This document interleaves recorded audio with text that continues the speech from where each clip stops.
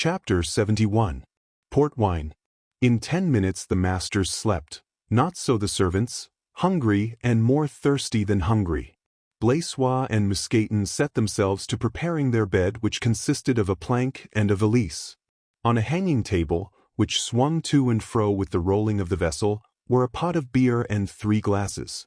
"This cursed rolling," said Blaisois. "I know it will serve me as it did when we came over." "And to think," said Muscaton, "that we have nothing to fight seasickness with but barley bread and hop beer. Pah!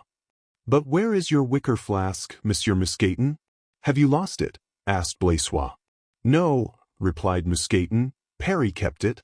Those devilish Scotchmen are always thirsty." "And you, Grimaud," he said to his companion, who had just come in after his round with D'Artagnan, "are you thirsty?" "As thirsty as a Scotchman," was Grimaud's laconic reply. And he sat down and began to cast up the accounts of his party, whose money he managed. "Oh, lackadaisy! I'm beginning to feel queer," cried Blaisois. "If that's the case," said Muscaton with a learned air, "take some nourishment." "Do you call that nourishment?" said Blaisois, pointing to the barley bread and pot of beer upon the table. "Blaisois," replied Muscaton, "remember that bread is the true nourishment of a Frenchman, who is not always able to get bread," asked Grimaud. "Yes, but beer," asked Blaisois sharply, "is that their true drink?" "As to that," answered Muscaton, puzzled how to get out of the difficulty, "I must confess that to me beer is as disagreeable as wine is to the English." "What, Monsieur Muscaton? The English, do they dislike wine?" "They hate it. But I have seen them drink it. As a punishment. For example, an English prince died one day because they had put him into a butt of Malmsey. I heard the Chevalier de Herblay say so." "The fool!" cried Blaisois. "I wish I had been in his place." "Thou canst be," said Grimaud, writing down his figures. "How?" asked Blaisois. "I can." "Explain yourself." Grimaud went on with his sum and cast up the whole. "Port," he said, extending his hand in the direction of the first compartment examined by D'Artagnan and himself. "Those barrels I saw through the door." "Port," replied Grimaud, beginning a fresh sum. "I have heard," said Blaisois, "that port is a very good wine." "Excellent!" exclaimed Muscaton, smacking his lips. "Excellent! There is port wine in the cellar of Monsieur le Baron de Bracieux." "Suppose we ask these Englishmen to sell us a bottle," said the honest Blaisois. "Sell!" cried Muscaton, about whom there was a remnant of his ancient marauding character left. "One may well perceive, young man, that you are inexperienced. Why buy what one can take?" "Take," said Blaisois, "covet the goods of your neighbor? That is forbidden, it seems to me." "Where forbidden?" asked Muscaton. "In the commandments of God, or of the church, I don't know which. I only know it says, 'Thou shalt not covet thy neighbor's goods, nor yet his wife.'" "That is a child's reason, Monsieur Blaisois," said Muscaton in his most patronizing manner. "Yes, you talk like a child. I repeat the word. Where have you read in the Scriptures, I ask you, that the English are your neighbors?" "Where, that is true," said Blaisois. "At least, I can't now recall it." "A child's reason, I repeat it," continued Muscaton. "If you had been 10 years engaged in war, as Grimaud and I have been, my dear Blaisois, you would know the difference there is between the goods of others and the goods of enemies. Now an Englishman is an enemy. This port wine belongs to the English, therefore it belongs to us." "And our masters?" asked Blaisois, stupefied by this harangue, delivered with an air of profound sagacity. "Will they be of your opinion?" Muscaton smiled disdainfully. "I suppose that you think it necessary that I should disturb the repose of these illustrious lords to say, 'Gentlemen, your servant, Muscaton, is thirsty.' What does Monsieur Bracieux care, think you, whether I am thirsty or not?" "'Tis a very expensive wine," said Blaisois, shaking his head. "Were it liquid gold, Monsieur Blaisois, our masters would not deny themselves this wine. Know that Monsieur de Bracieux is rich enough to drink a ton of port wine, even if obliged to pay a pistole for every drop." His manner became more and more lofty every instant. Then he arose, and after finishing off the beer at one draught, he advanced majestically to the door of the compartment where the wine was. "Locked," he exclaimed. "These devils of English, how suspicious they are!" "Locked," said Blaisois. "The deuce it is, unlucky, for my stomach is getting more and more upset." "Locked," repeated Mousqueton. "But," Blaisois ventured to say, "I have heard you relate, Monsieur Mousqueton, that once on a time at Chantilly you fed your master and yourself by taking partridges in a snare, carp with a line, and bottles with a slip noose." "Perfectly true, but there was an air hole in the cellar and the wine was in bottles. I cannot throw the loop through this partition, nor move with a packthread a cask of wine which may perhaps weigh 200 pounds. "No, but you can take out 2 or 3 boards of the partition," answered Blaisois, "and make a hole in the cask with a gimlet." Mousqueton opened his great round eyes to the utmost, astonished to find in Blaisois qualities for which he did not give him credit. "'Tis true," he said, "but where can I get a chisel to take the planks out, a gimlet to pierce the cask?" "Trousers," said Grimaud, still squaring his accounts. "Ah, yes," said Mousqueton.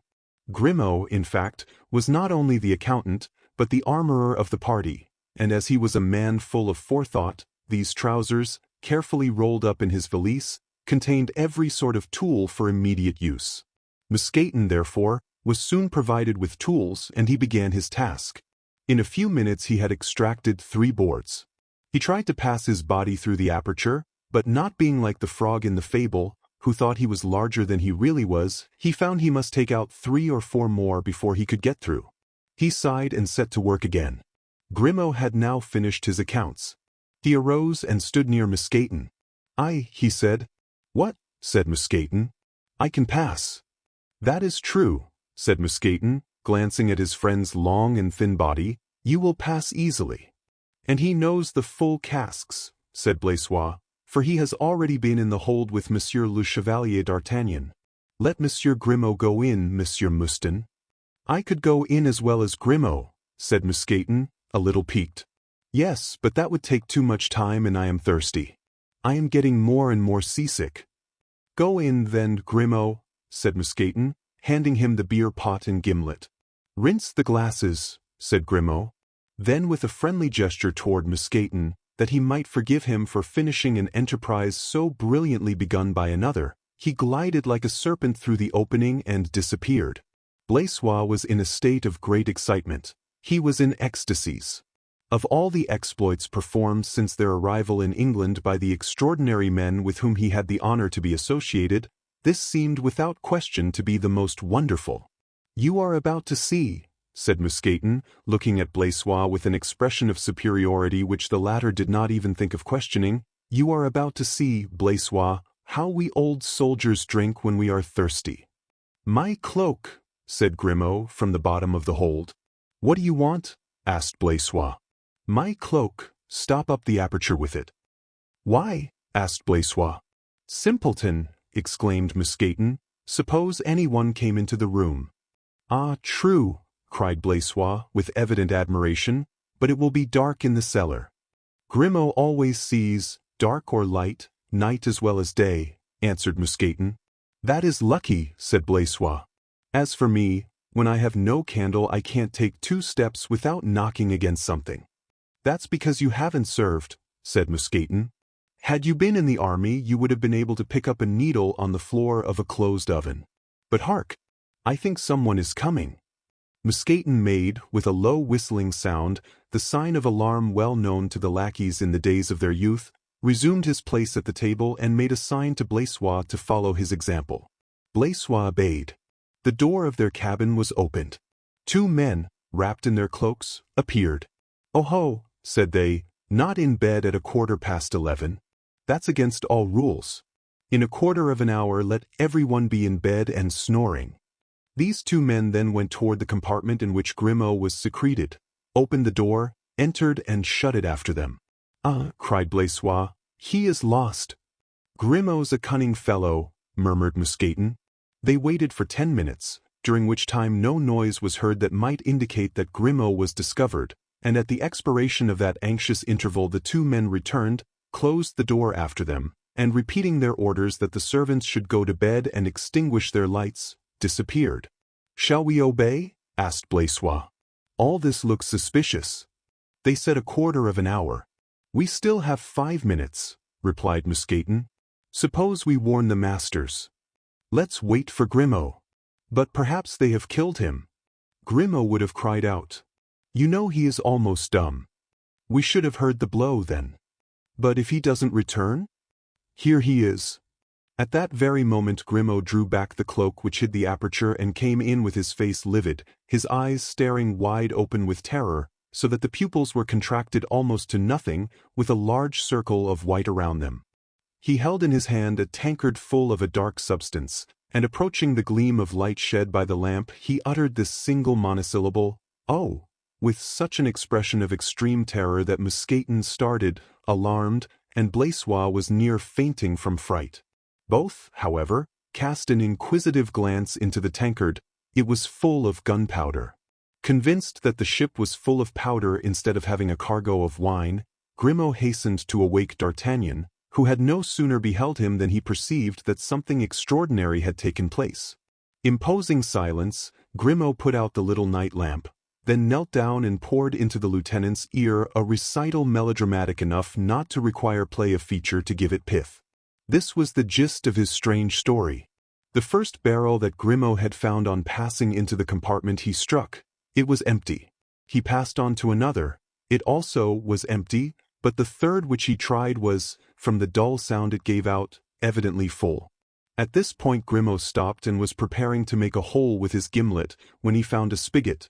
He therefore placed his tankard under it and turned the spout. Something, whatever it was the cask contained, fell silently into the tankard.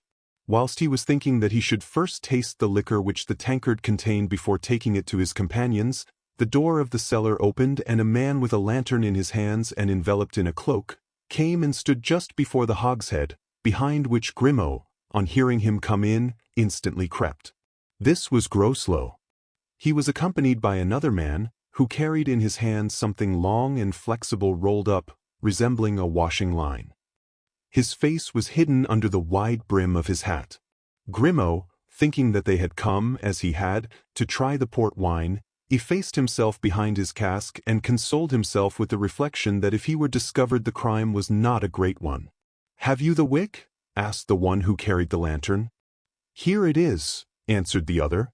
At the voice of this last speaker, Grimaud started and felt a shudder creeping through his very marrow. He rose gently, so that his head was just above the round of the barrel, and under the large hat he recognized the pale face of Mordaunt. "How long will this fuse burn?" asked this person. "About 5 minutes," replied the captain.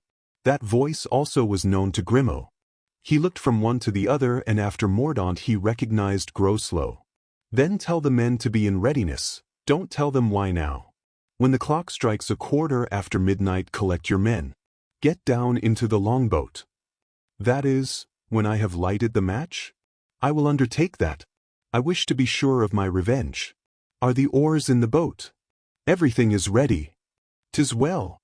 Mordaunt knelt down and fastened one end of the train to the spigot, in order that he might have nothing to do but to set it on fire at the opposite end with the match. He then arose. "You hear me, at 1/4 past midnight, in fact, in 20 minutes.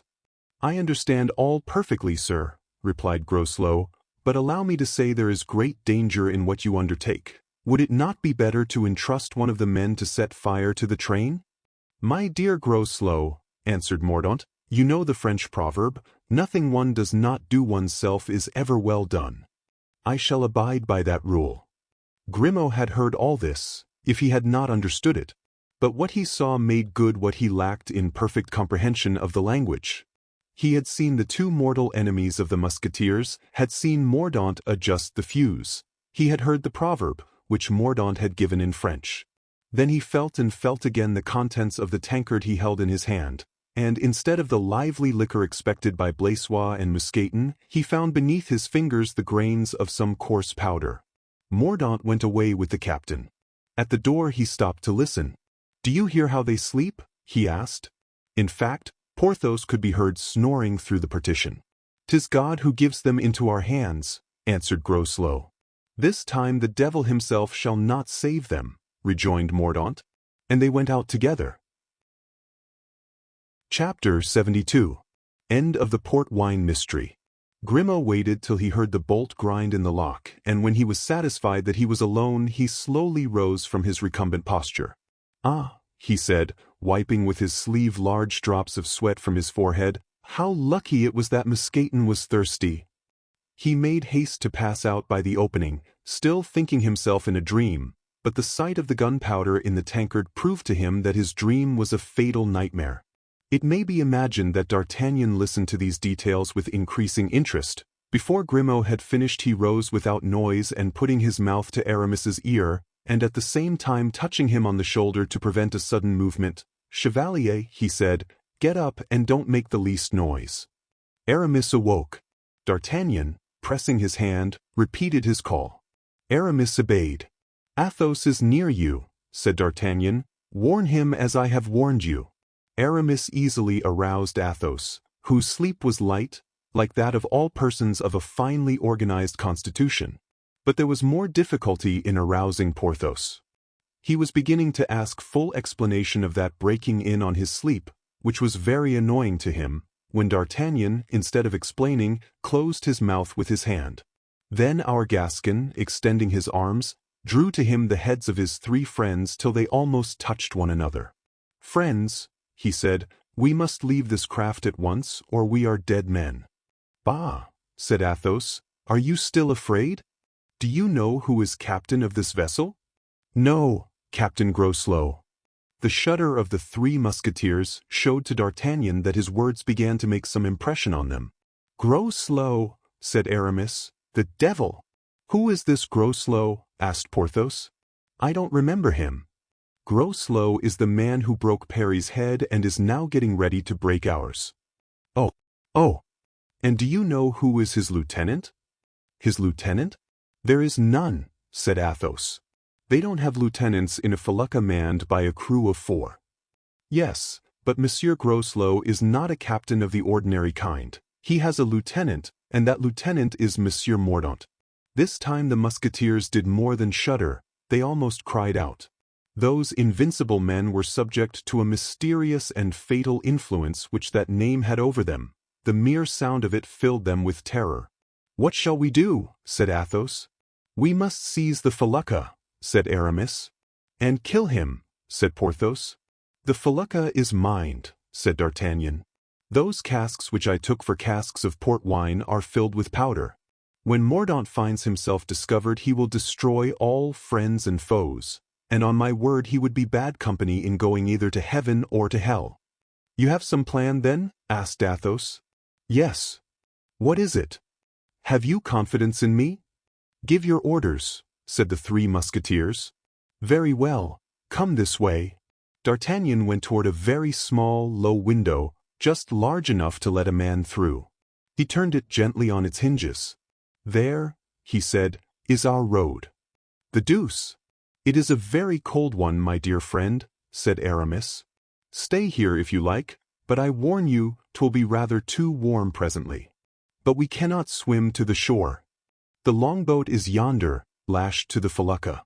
We will take possession of it and cut the cable. Come, my friends."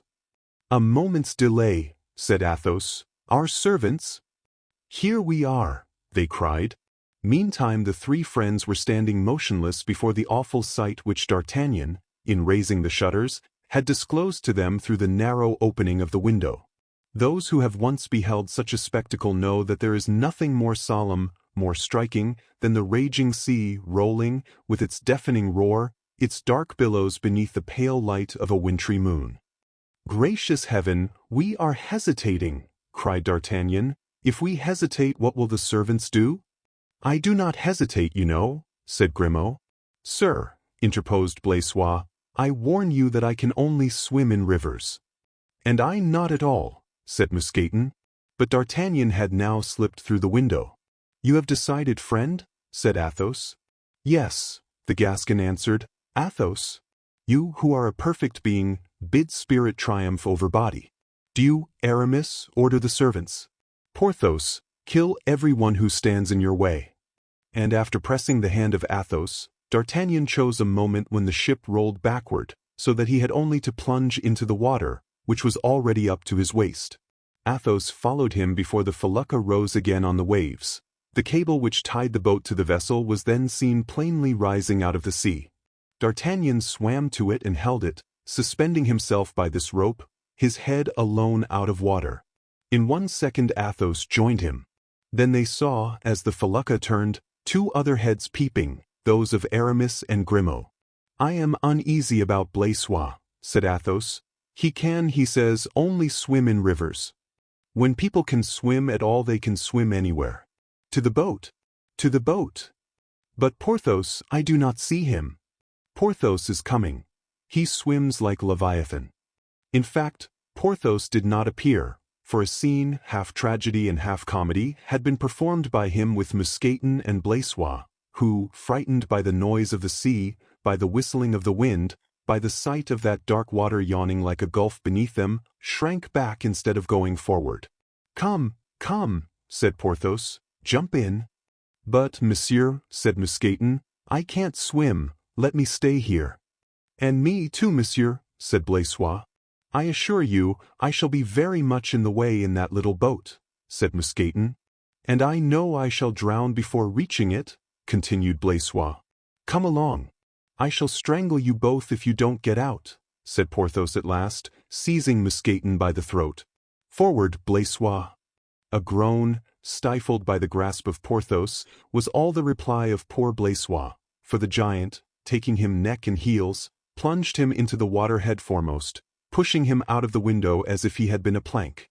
"Now, Mousqueton," he said, "I hope you don't mean to desert your master?" "Ah, sir," replied Mousqueton, his eyes filling with tears, "why did you re-enter the army? We were all so happy in the Chateau de Pierrefonds." And without any other complaint, passive and obedient, either from true devotion to his master or from the example set by Blaisois, Mousqueton leaped into the sea head foremost. A sublime action, at all events, for Mousqueton looked upon himself as dead. But Porthos was not a man to abandon an old servant, and when Mousqueton rose above the water, blind as a newborn puppy, he found he was supported by the large hand of Porthos and that he was thus enabled, without having occasion even to move, to advance toward the cable with the dignity of a very Triton. In a few minutes Porthos had rejoined his companions, who were already in the boat. But when, after they had all got in, it came to his turn, there was great danger that in putting his huge leg over the edge of the boat he would upset the little vessel. Athos was the last to enter. "Are you all here?" he asked. "Have you your sword, Athos?" cried D'Artagnan. "Yes." "Cut the cable then." Athos drew a sharp poniard from his belt and cut the cord. The felucca went on. The boat continued stationary, rocked only by the swashing waves. "Come, Athos," said D'Artagnan, giving his hand to the Count. "You are going to see something curious," added the Gascon. Chapter 63. Fatality. Scarcely had D'Artagnan uttered these words when a ringing and sudden noise was heard resounding through the felucca, which had now become dim in the obscurity of the night. "That, you may be sure," said the Gascon, "means something." They then at the same instant perceived a large lantern carried on a pole appear on the deck, defining the forms of shadows behind it. Suddenly a terrible cry, a cry of despair, was wafted through space, and as if the shrieks of anguish had driven away the clouds, the veil which hid the moon was cleated away and the grey sails and dark shrouds of the felucca were plainly visible beneath the silvery light. Shadows ran, as if bewildered, to and fro on the vessel, and mournful cries accompanied these delirious walkers. In the midst of these screams they saw Mordaunt upon the poop with a torch in hand. The agitated figures, apparently wild with terror, consisted of Groslow, who at the hour fixed by Mordaunt had collected his men and the sailors. Mordaunt, after having listened at the door of the cabin to hear if the musketeers were still asleep, had gone down into the cellar, convinced by their silence that they were all in a deep slumber. Then he had run to the train, impetuous as a man who is excited by revenge, and full of confidence, as are those whom God blinds, he had set fire to the wick of nitre. All this while Groslow and his men were assembled on deck. "Haul up the cable and draw the boat to us," said Groslow. One of the sailors got down the side of the ship, seized the cable and drew it. It came without the least resistance. "The cable is cut," he cried. "No boat." "How? No boat?" exclaimed Groslow. "It is impossible." "'Tis true, however," answered the sailor. "There's nothing in the wake of the ship. Besides, here's the end of the cable." "What's the matter?" cried Mordaunt, who, coming up out of the hatchway, rushed to the stern, waving his torch. "Only that our enemies have escaped. They have cut the cord and gone off with the boat." Mordaunt bounded with one step to the cabin and kicked open the door. "Empty!" he exclaimed. "The infernal demons!" "We must pursue them," said Groslow. "They can't be gone far, and we will sink them, passing over them." "Yes, but the fire!" ejaculated Mordaunt. "I have lighted it." "10,000 devils!" cried Groslow, rushing to the hatchway. "Perhaps there is still time to save us." Mordaunt answered only by a terrible laugh, threw his torch into the sea and plunged in after it. The instant Groslow put his foot upon the hatchway steps the ship opened like the crater of a volcano. A burst of flame rose toward the skies with an explosion like that of 100 cannon. The air burned, ignited by flaming embers, then the frightful lightning disappeared, the brands sank, one after another, into the abyss, where they were extinguished, and save for a slight vibration in the air, after a few minutes had elapsed one would have thought that nothing had happened. Only, the felucca had disappeared from the surface of the sea and Groslow and his 3 sailors were consumed. The 4 friends saw all this. Not a single detail of this fearful scene escaped them. At one moment, bathed as they were in a flood of brilliant light, which illumined the sea for the space of a league, they might each be seen, each by his own peculiar attitude and manner expressing the awe which, even in their hearts of bronze, they could not help experiencing. Soon a torrent of vivid sparks fell around them. Then, at last, the volcano was extinguished. Then all was dark and still, the floating bark and heaving ocean. They sat silent and dejected. "By heaven," at last said Athos, the first to speak, "by this time I think all must be over. Here, my lords." "Save me! Help!" cried a voice, whose mournful accents, reaching the 4 friends, seemed to proceed from some phantom of the ocean. All looked around. Athos himself stared. "'Tis he! It is his voice!" All still remained silent. The eyes of all were turned in the direction where the vessel had disappeared, endeavoring in vain to penetrate the darkness. After a minute or two they were able to distinguish a man, who approached them, swimming vigorously. Athos extended his arm toward him, pointing him out to his companions. Yes, I see him well enough," said D'Artagnan. "He again!" cried Porthos, who was breathing like a blacksmith's bellows. "Why, he is made of iron." "Oh, my God!" muttered Athos. Aramis and D'Artagnan whispered to each other. Mordaunt made several strokes more, and raising his arm in sign of distress above the waves, "Pity, pity on me, gentlemen, in heaven's name. My strength is failing me, I am dying." The voice that implored aid was so piteous that it awakened pity in the heart of Athos. "Poor fellow!" he exclaimed. "Indeed," said D'Artagnan, "monsters have only to complain to gain your sympathy. I believe he's swimming toward us. Does he think we are going to take him in? Row, Porthos, row." And setting the example he plowed his oar into the sea. 2 strokes took the bark on 20 fathoms further. "Oh, you will not abandon me. You will not leave me to perish. You will not be pitiless," cried Mordaunt. "Ah," said Porthos to Mordaunt, "I think we have you now, my hero, and there are no doors by which you can escape this time but those of hell." "Oh, Porthos," murmured the Comte de la Fère. "Oh, pray, for mercy's sake, don't fly from me." "For pity's sake," cried the young man, whose agony-drawn breath at times, when his head went under water, under the wave, exhaled and made the icy waters bubble. D'Artagnan, however, who had consulted with Aramis, spoke to the poor wretch. "Go away," he said. "Your repentance is too recent to inspire confidence. The vessel in which you wish to fry us is still smoking, and the situation in which you are is a bed of roses compared to that in which you wish to place us and in which you have placed Monsieur Groslow and his companions." "Sir," replied Mordaunt, in a tone of deep despair, My penitence is sincere. Gentlemen, I am young, scarcely 23 years old. I was drawn on by a very natural resentment to avenge my mother. You would have done what I did. Mordaunt wanted now only 2 or 3 fathoms to reach the boat, for the approach of death seemed to give him supernatural strength. Alas, he said, I am then to die? You are going to kill the son, as you killed the mother. Surely, if I am culpable and if I ask for pardon, I ought to be forgiven. Then, as if his strength failed him, he seemed unable to sustain himself above the water, and a wave passed over his head, which drowned his voice. Oh, this is torture to me, cried Athos. Mordaunt reappeared. For my part, said D'Artagnan, I say this must come to an end, murderer as you were of your uncle, executioner as you were of King Charles, incendiary. I recommend you to sink forthwith to the bottom of the sea, and if you come another fathom nearer, I'll stave your wicked head in with this oar. D'Artagnan! D'Artagnan, cried Athos, my son, I entreat you, the wretch is dying, and it is horrible to let a man die without extending a hand to save him. I cannot resist doing so, he must live. Zounds, replied D'Artagnan, why don't you give yourself up directly, feet and hands bound, to that wretch? Comte de la Fere, you wish to perish by his hands. I, your son as you call me, I will not let you. 'Twas the first time D'Artagnan had ever refused a request from Athos. Aramis calmly drew his sword, which he had carried between his teeth as he swam.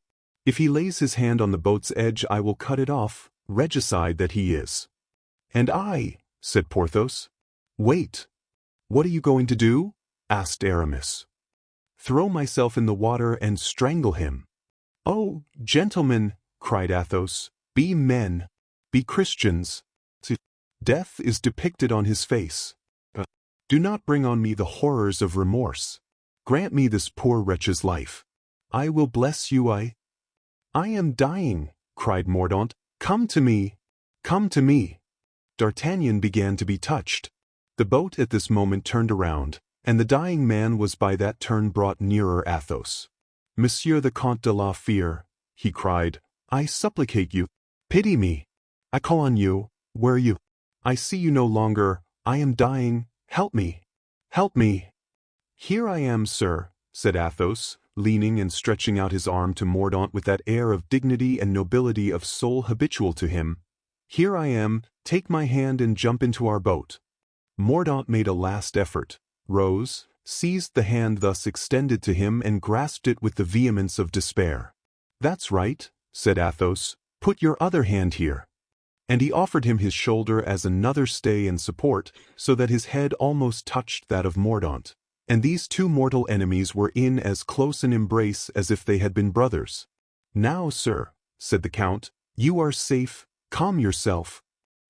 My mother, cried Mordaunt, with eyes on fire with a look of hate impossible to paint, I can only offer thee one victim, but it shall at any rate be the one thou wouldst thyself have chosen. And whilst D'Artagnan uttered a cry, Porthos raised the oar, and Aramis sought a place to strike. A frightful shake given to the boat precipitated Athos into the sea, whilst Mordaunt, with a shout of triumph, grasped the neck of his victim, and in order to paralyze his movements, twined arms and legs around the musketeer. For an instant, without an exclamation, without a cry for help, Athos tried to sustain himself on the surface of the waters, but the weight dragged him down. He disappeared by degrees. Soon nothing was to be seen except his long, floating hair. Then both men disappeared, and the bubbling of the water, which, in its turn, was soon effaced, alone indicated the spot where these two had sunk. Mute with horror, the three friends had remained open-mouthed, their eyes dilated, their arms extended like statues, and motionless as they were, the beating of their hearts was audible. Porthos was the first who came to himself. He tore his hair. "Oh," he cried, "Athos, thou man of noble heart, woe is me! I have let thee perish." At this instant, in the midst of the silver circle illumined by the light of the moon, the same whirlpool which had been made by the sinking men was again obvious, and first were seen, rising above the waves, a wisp of hair, then a pale face with open eyes, yet, nevertheless, the eyes of death, then a body, which, after rising of itself even to the waist above the sea, turned gently on its back, according to the caprice of the waves, and floated. In the bosom of this corpse was plunged a poniard, the gold hilt of which shone in the moonbeams. "Mordaunt! Mordaunt!" cried the three friends. "'Tis Mordaunt!" "But Athos!" exclaimed D'Artagnan. Suddenly the boat leaned on one side beneath a new and unexpected weight, and Grimaud uttered a shout of joy. Everyone turned around and beheld Athos, livid, his eyes dim and his hands trembling, supporting himself on the edge of the boat. 8 vigorous arms lifted him up immediately and laid him in the boat, where directly Athos was warmed and reanimated, reviving with the caresses and cares of his friends, who were intoxicated with joy. "You are not hurt?" asked D'Artagnan. "No," replied Athos. "And he? Oh, now we may say at last, thank heaven! He is really dead. Look." And D'Artagnan, obliging Athos to look in the direction he pointed, showed him the body of Mordaunt floating on its back, which, sometimes submerged, sometimes rising, seemed still to pursue the 4 friends with looks of insult and mortal hatred. At last he sank. Athos had followed him with a glance in which the deepest melancholy and pity were expressed. "Bravo, Athos!" cried Aramis, with an emotion very rare in him. "A capital blow you gave!" cried Porthos. "I have a son. I wish to live," said Athos. "In short," said D'Artagnan, "this has been the will of God." "It was not I who killed him," said Athos in a soft, low tone. "'Twas destiny." Chapter 64. How Mousqueton had a narrow escape of being eaten. A deep silence reigned for a long time in the boat after the fearful scene described. The moon, which had shone for a short time, disappeared behind the clouds. Every object was again plunged in the obscurity that is so awful in the deserts, and still more so in that liquid desert, the ocean, and nothing was heard save the whistling of the west wind driving along the tops of the crested billows. Porthos was the first to speak. "I have seen," he said, "many dreadful things, but nothing that ever agitated me so much as what I have just witnessed. Nevertheless, even in my present state of perturbation, I protest that I feel happy. I have 100 pounds weight less upon my chest. I breathe more freely." In fact, Porthos breathed so loud as to do credit to the free play of his powerful lungs. "For my part," observed Aramis, "I cannot say the same as you do, Porthos. I am still terrified to such a degree that I scarcely believe my eyes. I look around the boat, expecting every moment to see that poor wretch holding between his hands the poniard plunged into his heart." "Oh, I feel easy," replied Porthos. The poniard was pointed at the 6th rib and buried up to the hilt in his body. "I do not reproach you, Athos, for what you have done. On the contrary, when one aims a blow, that is the regulation way to strike. So now I breathe again, I am happy." "Don't be in haste to celebrate a victory, Porthos," interposed D'Artagnan. "Never have we incurred a greater danger than we are now encountering. Men may subdue men, they cannot overcome the elements. We are now on the sea at night, without any pilot, in a frail bark. Should a blast of wind upset the boat, we are lost." Mousqueton heaved a deep sigh. "You are ungrateful, D'Artagnan," said Athos. "Yes, ungrateful to Providence, to whom we owe our safety in the most miraculous manner. Let us sail before the wind, and unless it changes we shall be drifted either to Calais or Boulogne. Should our bark be upset, we are 5 of us good swimmers, able enough to turn it over again, or if not, to hold on by it. Now we are on the very road which all the vessels between Dover and Calais take. 'Tis impossible but that we should meet with a fisherman who will pick us up. But should we not find any fisherman, and should the wind shift to the north? That," said Athos, "would be quite another thing, and we should never more see land until we were upon the other side of the Atlantic." "Which implies that we may die of hunger," said Aramis. "'Tis more than possible," answered the Comte de la Fère. Mousqueton sighed again, more deeply than before. "What is the matter? What ails you?" asked Porthos. "I am cold, sir," said Mousqueton. "Impossible. Your body is covered with a coating of fat which preserves it from the cold air." "Sir, 'tis this very coating of fat that makes me shiver." "How is that, Mousqueton?" Alas, Your Honor, in the library of the Château of Bracieux there are a lot of books of travels. What then? Amongst them the voyages of Jean Mackay in the time of Henry IV. Well, in these books, Your Honor, 'tis told how hungry voyagers, drifting out to sea, have a bad habit of eating each other and beginning with the fattest among them, cried D'Artagnan, unable in spite of the gravity of the occasion to help laughing. Yes, sir, answered Mousqueton, but permit me to say I see nothing laughable in it. However, he added, turning to Porthos, I should not regret dying, sir, were I sure that by doing so I might still be useful to you. Mouston, replied Porthos, much affected, should we ever see my castle of Pierrefonds again, you shall have as your own and for your descendants the vineyard that surrounds the farm. And you should call it devotion, added Aramis, the vineyard of self-sacrifice, to transmit to latest ages the recollection of your devotion to your master. Chevalier, said D'Artagnan, laughing, you could eat a piece of Mouston, couldn't you, especially after 2 or 3 days of fasting?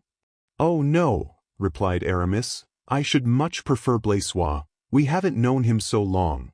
One may readily conceive that during these jokes which were intended chiefly to divert Athos from the scene which had just taken place, the servants, with the exception of Grimaud, were not silent. Suddenly Mousqueton uttered a cry of delight, taking from beneath one of the benches a bottle of wine, and on looking more closely in the same place he discovered a dozen similar bottles, bread, and a monster junk of salted beef. Oh, sir, he cried, passing the bottle to Porthos, we are saved, the bark is supplied with provisions. This intelligence restored every one save Athos to gaiety. Zounds, exclaimed Porthos, 'tis astonishing how empty violent agitation makes the stomach. And he drank off half a bottle at a draught and bit great mouthfuls of the bread and meat. Now, said Athos, sleep or try to sleep, my friends, and I will watch. In a few moments, notwithstanding their wet clothes, the icy blast that blew and the previous scene of terror, these hardy adventurers, with their iron frames, inured to every hardship, threw themselves down, intending to profit by the advice of Athos, who sat at the helm, pensively wakeful, guiding the little bark the way it was to go, his eyes fixed on the heavens, as if he sought to verify not only the road to France, but the benign aspect of protecting Providence. After some hours of repose the sleepers were aroused by Athos. Dawn was shedding its pallid, placid glimmer on the purple ocean, when at the distance of a musket shot from them was seen a dark grey mass, above which gleamed a triangular sail. Then masters and servants joined in a fervent cry to the crew of that vessel to hear them and to save. A bark! All cried together. It was, in fact, a small craft from Dunkirk bound for Boulogne. A quarter of an hour afterward the rowboat of this craft took them all aboard. Grimaud tendered 20 guineas to the captain, and at 9 o'clock in the morning, having a fair wind, our Frenchmen set foot on their native land. Egad! How strong one feels here, said Porthos, almost burying his large feet in the sands. Zounds! I could defy a nation. Be quiet, Porthos, said D'Artagnan, we are observed. We are admired, i' faith, answered Porthos. These people who are looking at us are only merchants, said Athos, and are looking more at the cargo than at us. I shall not trust to that, said the lieutenant, and I shall make for the dunes asterisk as soon as possible. Asterisk sandy hills about Dunkirk, from which it derives its name. The party followed him and soon disappeared with him behind the hillocks of sand unobserved. Here, after a short conference, they proposed to separate. And why separate? Asked Athos.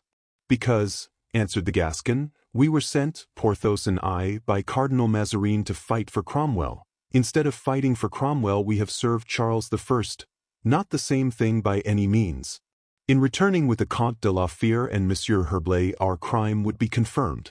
We have circumvented Cromwell, Mordaunt, and the sea, but we shall find a certain difficulty in circumventing Mazarin.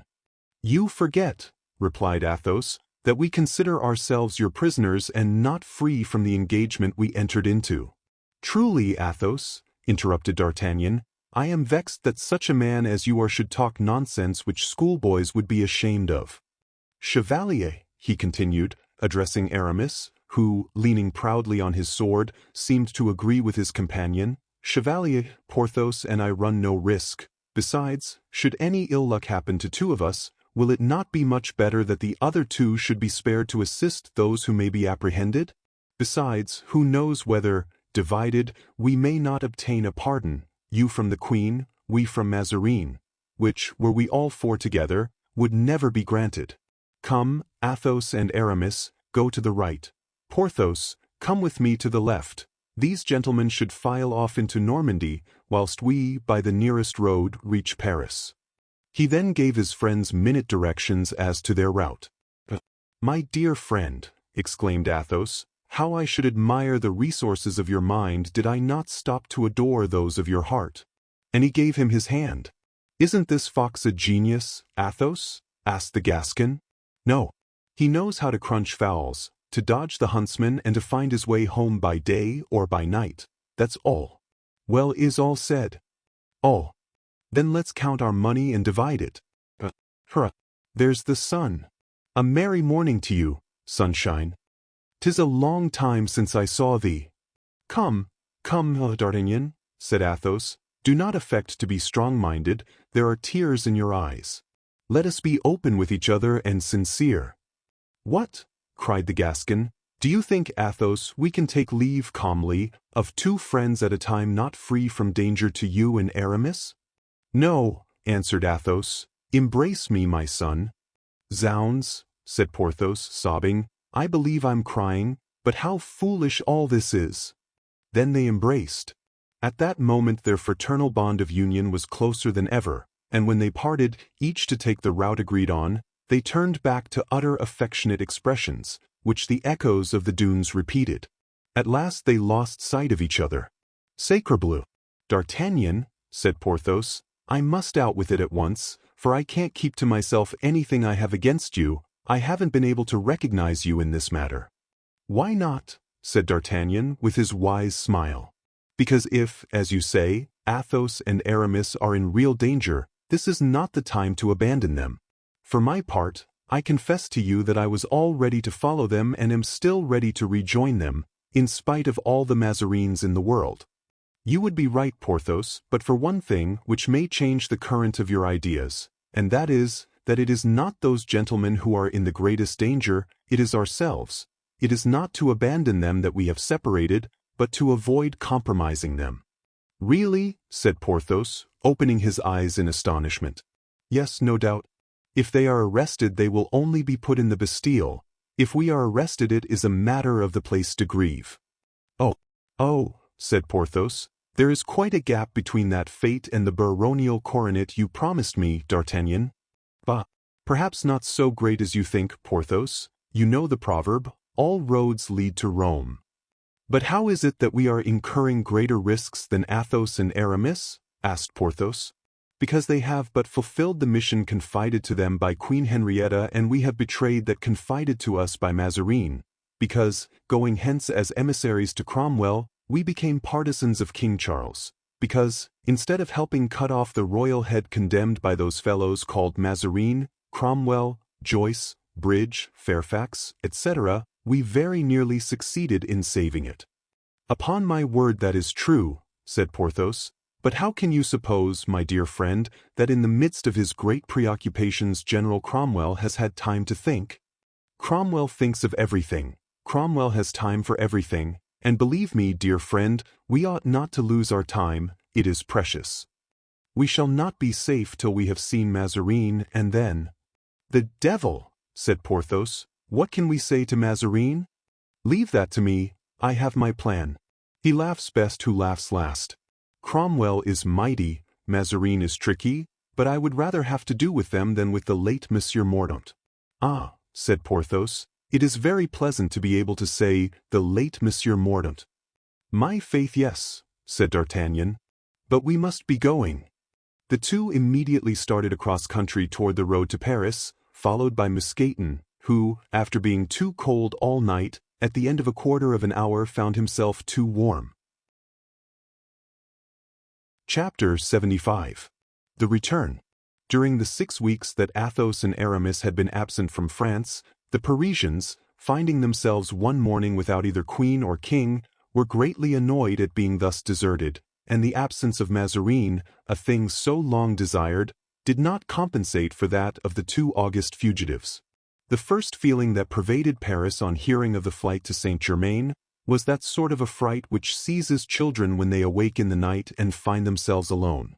A deputation was therefore sent to the Queen to entreat her to return to Paris, but she not only declined to receive the deputies, but sent an intimation by Chancellor Seguier, implying that if the Parliament did not humble itself before Her Majesty by negativing all the questions that had been the cause of the quarrel, Paris would be besieged the very next day. This threatening answer, unluckily for the court, produced quite a different effect to that which was intended. It wounded the pride of the Parliament, which, supported by the citizens, replied by declaring that Cardinal Mazarin was the cause of all the discontent, denounced him as the enemy both of the king and the state, and ordered him to retire from the court that same day and from France within a week afterward, enjoining, in case of disobedience on his part, all the subjects of the king to pursue and take him. Mazarin being thus placed beyond the pale of the protection of the law, preparations on both sides were commenced, by the Queen, to attack Paris, by the citizens, to defend it. The latter were occupied in breaking up the pavement and stretching chains across the streets, when, headed by the coadjutor, appeared the Prince de Conti, the brother of the Prince de Condé, and the Duc de Longueville, his brother-in-law.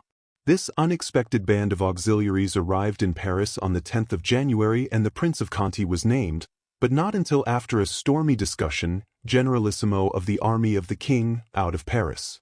As for the Duc de Beaufort, he arrived from Vendôme, according to the annals of the day, bringing with him his high bearing and his long and beautiful hair, qualifications which gained him the sovereignty of the marketplaces. The Parisian army had organized with the promptness characteristic of the bourgeois whenever they are moved by any sentiment whatever to disguise themselves as soldiers. On the 19th the impromptu army had attempted a sortie, more to assure itself and others of its actual existence than with any more serious intention. They carried a banner, on which could be read this strange device: "We are seeking our king." The next following days were occupied in trivial movements which resulted only in the carrying off of a few herds of cattle and the burning of 2 or 3 houses. That was still the situation of affairs up to the early days of February. On the first day of that month our 4 companions had landed at Boulogne, and, in 2 parties, had set out for Paris. Toward the end of the 4th day of the journey Athos and Aramis reached Nanterre, which place they cautiously passed by on the outskirts, fearing that they might encounter some troop from the Queen's army. It was against his will that Athos took these precautions, but Aramis had very judiciously reminded him that they had no right to be imprudent, that they had been charged by King Charles with a supreme and sacred mission, which, received at the foot of the scaffold, could be accomplished only at the feet of Queen Henrietta. Upon that, Athos yielded. On reaching the capital Athos and Aramis found it in arms. The sentinel at the gate refused even to let them pass, and called his sergeant. The sergeant, with the air of importance which such people assume when they are clad with military dignity, said, "Who are you, gentlemen?" "2 gentlemen." "And where do you come from?" "From London." "And what are you going to do in Paris?" "We are going with a mission to Her Majesty, the Queen of England." "Ah, everyone seems to be going to see the Queen of England. We have already at the station 3 gentlemen whose passports are under examination, who are on their way to Her Majesty." "Where are your passports?" "We have none. We left England, ignorant of the state of politics here, having left Paris before the departure of the king." "Ah," said the sergeant with a cunning smile, "you are Mazarinists who are sent as spies." "My dear friend," here Athos spoke, "rest assured, if we were Mazarinists we should come well prepared with every sort of passport. In your situation distrust those who are well provided with every formality." "Enter the guardroom," said the sergeant. "We will lay your case before the commandant of the post." The guardroom was filled with citizens and common people, some playing, some drinking, some talking. In a corner, almost hidden from view, were 3 gentlemen who had preceded Athos and Aramis, and an officer was examining their passports. The first impulse of these 3, and of those who last entered, was to cast an inquiring glance at each other. The first arrivals wore long cloaks, in whose drapery they were carefully enveloped. One of them, shorter than the rest, remained pertinaciously in the background. When the sergeant on entering the room announced that in all probability he was bringing in 2 Mazarinists, it appeared to be the unanimous opinion of the officers on guard that they ought not to pass. "Be it so," said Athos, "yet it is probable, on the contrary, that we shall enter, because we seem to have to do with sensible people. There seems to be only one thing to do, which is, to send our names to Her Majesty the Queen of England, and if she engages to answer for us I presume we shall be allowed to enter." On hearing these words the shortest of the other 3 men seemed more attentive than ever to what was going on, wrapping his cloak around him more carefully than before. "Merciful goodness," whispered Aramis to Athos, "did you see?" "What?" asked Athos. "The face of the shortest of those 3 gentlemen?" "No.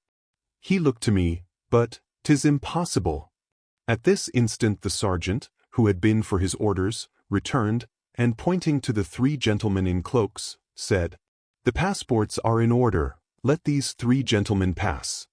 The 3 gentlemen bowed and hastened to take advantage of this permission. Aramis looked after them, and as the last of them passed close to him, he pressed the hand of Athos. "What is the matter with you, my friend?" asked the latter. Doubtless I am dreaming. Tell me, sir," he said to the sergeant, "do you know those 3 gentlemen who are just gone out?" "Only by their passports. They are 3 Frondists who are gone to rejoin the Duc de Longueville." "'Tis strange," said Aramis, almost involuntarily. "I fancied that I recognized Mazarin himself." The sergeant burst into a fit of laughter. He cried, "he venture himself amongst us, to be hung. Not so foolish as all that." Muttered Athos, "I may be mistaken, I haven't the unerring eye of D'Artagnan." "Who is speaking of Monsieur d'Artagnan?" asked an officer who appeared at that moment upon the threshold of the room. "What?" cried Aramis and Athos. "What?" "Planchet." "Planchet," added Grimaud, "Planchet, with a gorget indeed." "Ah, gentlemen," cried Planchet, "so you are back again in Paris? Oh, how happy you make us! No doubt you come to join the princes." "As thou sayest, Planchet," said Aramis, whilst Athos smiled on seeing what important rank was held in the city militia by the former comrade of Mousqueton, Bazin, and Grimaud. "And Monsieur d'Artagnan, of whom you spoke just now, Monsieur Herblay, may I ask if you have any news of him? We parted from him 4 days ago, and we have reason to believe that he has reached Paris before us." "No, sir, I am sure he hasn't yet arrived. But then he may have stopped at Saint-Germain." "I don't think so. We appointed to meet at La Chevrette. I was there this very day."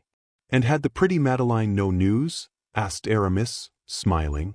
"No, sir, and it must be admitted that she seemed very anxious."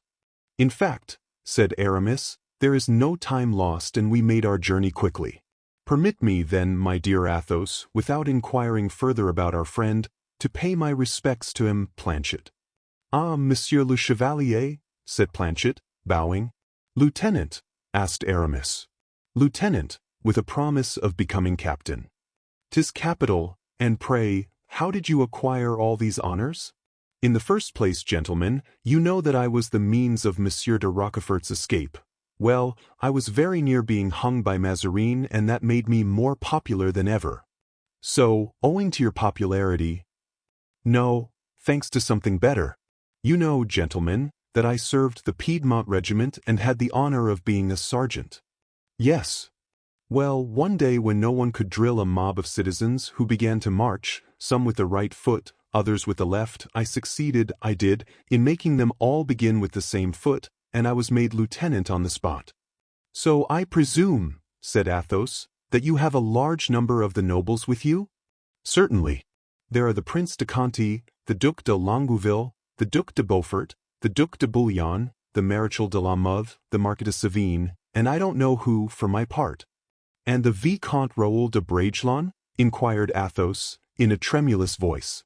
"D'Artagnan told me that he had recommended him to your care, in parting." "Yes, Count, nor have I lost sight of him for a single instant since." "Then," said Athos in a tone of delight, "he is well?" No accident has happened to him? None, sir. And he lives still at the hotel of the great Charlemagne. And passes his time? Sometimes with the Queen of England, sometimes with Madame de Chevreuse. He and the Count de Guiche are like each other's shadows. Thanks, Planchet, thanks, cried Athos, extending his hand to the lieutenant. Oh, sir. Planchet only touched the tips of the Count's fingers. Well, what are you doing, Count? To a former lackey. My friend, said Athos, he has given me news of Raoul. And now, gentlemen, said Planchet, who had not heard what they were saying, what do you intend to do? Re-enter Paris, if you will let us, my good Planchet. Let you, sir? Now, as ever, I am nothing but your servant. Then turning to his men, allow these gentlemen to pass, he said, they are friends of the Duc de Beaufort. Long live the Duc de Beaufort, cried the sentinels. The sergeant drew near to Planchet. What? Without passports, he murmured. Without passports, said Planchet. Take notice, Captain, he continued, giving Planchet his expected title. Take notice that one of the 3 men who just now went out from here told me privately to distrust these gentlemen. And I, said Planchet with dignity, I know them and I answer for them. As he said this, he pressed Grimaud's hand, who seemed honored by the distinction. Farewell till we meet again, said Aramis as they took leave of Planchet. If anything happens to us, we shall blame you for it. Sir, said Planchet, I am in all things at your service. That fellow is no fool, said Aramis as he got on his horse. How should he be? Replied Athos, whilst mounting also, seeing he was used so long to brush your hats. Chapter 76. The Ambassadors.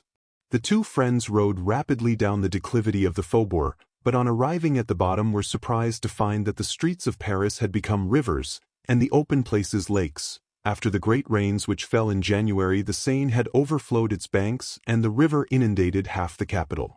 The 2 gentlemen were obliged, therefore, to get off their horses and take a boat, and in that strange manner they approached the Louvre.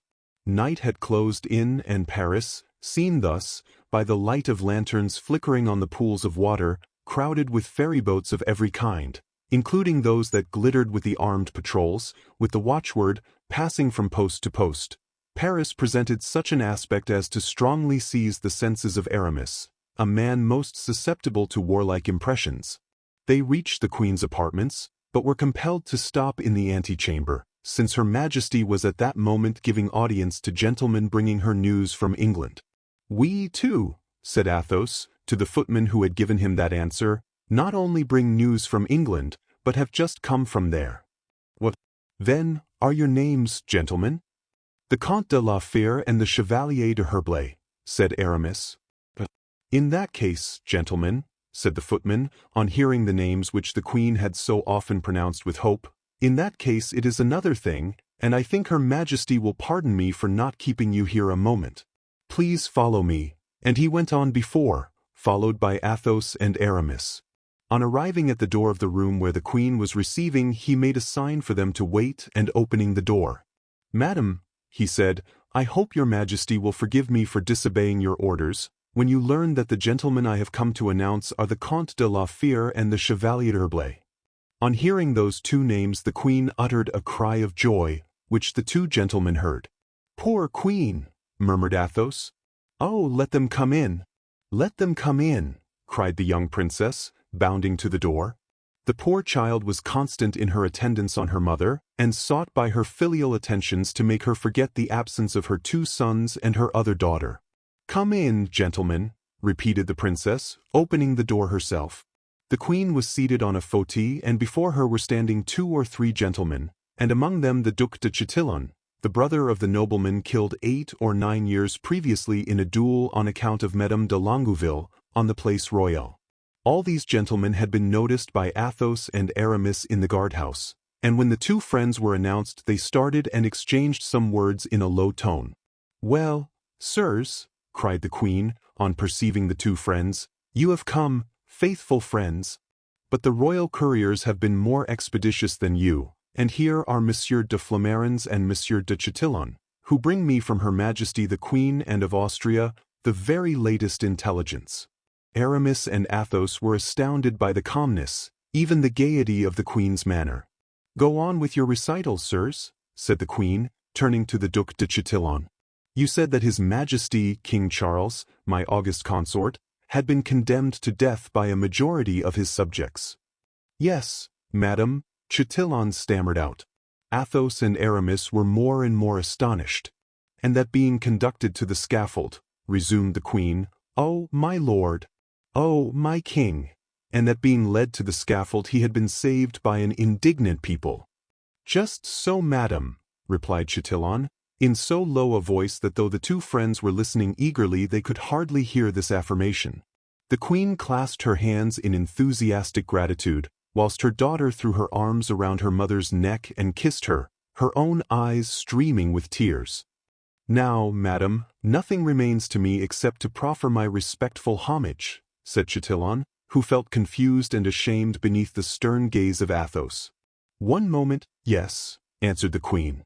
"One moment, I beg, for here are the Chevalier Herblay and the Comte de la Fere, just arrived from London, and they can give you, as eyewitnesses, such details as you can convey to the Queen, my royal sister. Speak, gentlemen, speak, I am listening. Conceal nothing, gloss over nothing. Since His Majesty still lives, since the honor of the throne is safe, everything else is a matter of indifference to me." Athos turned pale and laid his hand on his heart. "Well," exclaimed the Queen, who remarked this movement and his paleness. "Speak, sir. I beg you to do so." "I beg you to excuse me, madam. I wish to add nothing to the recital of these gentlemen until they perceive themselves that they have perhaps been mistaken." "Mistaken!" cried the Queen, almost suffocated by emotion. "Mistaken! What has happened to them?" "Sir," interposed Monsieur de Flamarens to Athos, "if we are mistaken the error has originated with the Queen. I do not suppose you will have the presumption to set it to rights. That would be to accuse Her Majesty, Queen, and of falsehood." "With the Queen, sir?" replied Athos, in his calm, vibrating voice. "Yes," murmured Flamarens, lowering his eyes. Athos sighed deeply. "Or rather, sir," said Aramis, with his peculiar irritating politeness, "the error of the person who was with you when we met you in the guardroom. For if the Comte de la Fere and I are not mistaken, we saw you in the company of a third gentleman." Chatillon and Flamarens started. "Explain yourself, Count," cried the Queen, whose anxiety grew greater every moment. "On your brow I read despair, your lips falter ere you announce some terrible tidings, your hands tremble. Oh, my God! My God! What has happened?" "Lord!" ejaculated the young princess, falling on her knees, "have mercy on us." "Sir," said Chatillon, "if you bring bad tidings it will be cruel in you to announce them to the Queen." Aramis went so close to Chatillon as almost to touch him. "Sir," said he, with compressed lips and flashing eyes, "you have not the presumption to instruct the Comte de la Fere and myself what we ought to say here?" During this brief altercation Athos, with his hands on his heart, his head bent low, approached the Queen and in a voice of deepest sorrow said, "Madam, princes, who by nature are above other men, receive from heaven courage to support greater misfortunes than those of lower rank, for their hearts are elevated as their fortunes. We ought not, therefore I think, to act toward a queen so illustrious as your Majesty as we should act toward a woman of our lowlier condition. Queen, destined as you are to endure every sorrow on this earth, hear the result of our unhappy mission." Athos, kneeling down before the Queen, trembling and very cold, drew from his bosom, enclosed in the same case, the order set in diamonds which the Queen had given to Lord de Winter and the wedding ring which Charles I, before his death, had placed in the hands of Aramis. Since the moment he had first received these two mementos, Athos had never parted with them. He opened the case and offered them to the Queen with deep and silent anguish. The Queen stretched out her hand, seized the ring, pressed it convulsively to her lips, and without being able to breathe a sigh, to give vent to a sob, she extended her arms, became deadly pale, and fell senseless in the arms of her attendants and her daughter. Athos kissed the hem of the robe of the widowed Queen and rising, with a dignity that made a deep impression on those around. I, the Comte de la Fere, a gentleman who has never deceived any human being, swear before God and before this unhappy queen, that all that was possible to save the King of England was done whilst we were on English ground. Now, Chevalier, he added, turning to Aramis, let us go. Our duty is fulfilled. Not yet, said Aramis, we have still a word to say to these gentlemen. And turning to Chatillon, Sir, be so good as not to go away without giving me an opportunity to tell you something I cannot say before the Queen. Chatillon bowed in token of assent, and they all went out, stopping at the window of a gallery on the ground floor. Sir, said Aramis, you allowed yourself just now to treat us in a most extraordinary manner. That would not be endurable in any case, and is still less so on the part of those who came to bring the Queen the message of a liar. Sir, cried de Chatillon, what have you done with Monsieur de Bruy? Has he by any possibility gone to change his face, which was too like that of Monsieur de Mazarin? There is an abundance of Italian masks at the Palais Royal, from Harlequin even to Pantaloon. Chevalier, Chevalier, said Athos. Leave me alone, said Aramis impatiently. You know well that I don't like to leave things half-finished. Conclude then, sir, answered de Chatillon, with as much hauteur as Aramis. Gentlemen, resumed Aramis, anyone but the Comte de la Fere and myself would have had you arrested, for we have friends in Paris, but we are contented with another course. Come and converse with us for just 5 minutes, sword in hand, upon this deserted terrace. One moment, gentlemen, cried Flamarens. I know well that the proposition is tempting, but at present it is impossible to accept it. And why not? Said Aramis in his tone of raillery. Is it Mazarin's proximity that makes you so prudent? Oh, you hear that, Flamarens, said Chatillon. Not to reply would be a blot on my name and my honor. That is my opinion, said Aramis. You will not reply, however, and these gentlemen, I am sure, will presently be of my opinion. Aramis shook his head with a motion of indescribable insolence. Chatillon saw the motion and put his hand to his sword. Willingly, replied de Chatillon. Duke, said Flamarens, you forget that tomorrow you are to command an expedition of the greatest importance, projected by the prince, assented to by the queen. Until tomorrow evening you are not at your own disposal. Let it be then the day after tomorrow, said Aramis. Tomorrow rather, said de Chatillon, if you will take the trouble of coming so far as the gates of Charenton. How can you doubt it, sir? For the pleasure of a meeting with you I would go to the end of the world. Very well, tomorrow, sir. I shall rely on it. Are you going to rejoin your cardinal? Swear first on your honor not to inform him of our return. Conditions? Why not? Because it is for victors to make conditions, and you are not yet victors, gentlemen. Then let us draw on the spot. It is all one to us who do not command tomorrow's expedition. Chatillon and Flamarens looked at each other. There was such irony in the words and in the bearing of Aramis that the Duke had great difficulty in bridling his anger, but at a word from Flamarens he restrained himself and contented himself with saying, You promise, sir, that's agreed, that I shall find you tomorrow at Charenton? Oh, don't be afraid, sir, replied Aramis, and the two gentlemen shortly afterward left the Louvre. For what reason is all this fume and fury? Asked Athos. What have they done to you? Did you not see what they did? No. They laughed when we swore that we had done our duty in England. Now, if they believed us, they laughed in order to insult us. If they did not believe it, they insulted us all the more. However, I'm glad not to fight them until tomorrow. I hope we shall have something better to do tonight than to draw the sword. What have we to do? Egad, to take Mazarin. Athos curled his lip with disdain. These undertakings do not suit me, as you know, Aramis. Why? Because it is taking people unawares. Really, Athos, you would make a singular general. You would fight only by broad daylight, warn your foe before an attack, and never attempt anything by night lest you should be accused of taking advantage of the darkness. Athos smiled. You know one cannot change his nature, he said. Besides, do you know what is our situation, and whether Mazarin's arrest wouldn't be rather an encumbrance than an advantage? Say at once you disapprove of my proposal. I think you ought to do nothing, since you exacted a promise from these gentlemen not to let Mazarin know that we were in France. I have entered into no engagement and consider myself quite free. Come. Where? Either to seek the Duc de Beaufort or the Duc de Bouillon, and to tell them about this. Yes, but on one condition, that we begin by the coadjutor.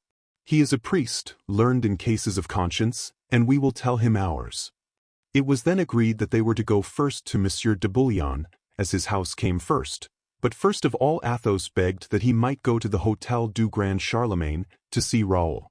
They re-entered the boat which had brought them to the Louvre and thence proceeded to the Halles, and taking up Grimaud and Blaisois, they went on foot to the Rue Guénégaud. But Raoul was not at the Hôtel du Grand Charlemagne. He had received a message from the prince, to whom he had hastened with Olivain the instant he had received it. Chapter 77. The Three Lieutenants of the Generalissimo. The night was dark, but still the town resounded with those noises that disclose a city in a state of siege. Athos and Aramis did not proceed 100 steps without being stopped by sentinels placed before the barricades, who demanded the watchword, and on their saying that they were going to Monsieur de Bouillon on a mission of importance, a guide was given them under pretext of conducting them, but in fact as a spy over their movements. On arriving at the Hôtel de Bouillon they came across a little troop of 3 cavaliers, who seemed to know every possible password, for they walked without either guide or escort, and on arriving at the barricades had nothing to do but to speak to those who guarded them, who instantly let them pass with evident deference, due probably to their high birth. On seeing them Athos and Aramis stood still. "Oh," cried Aramis, "do you see, Count?" "Yes," said Athos. "Who do these 3 cavaliers appear to you to be?"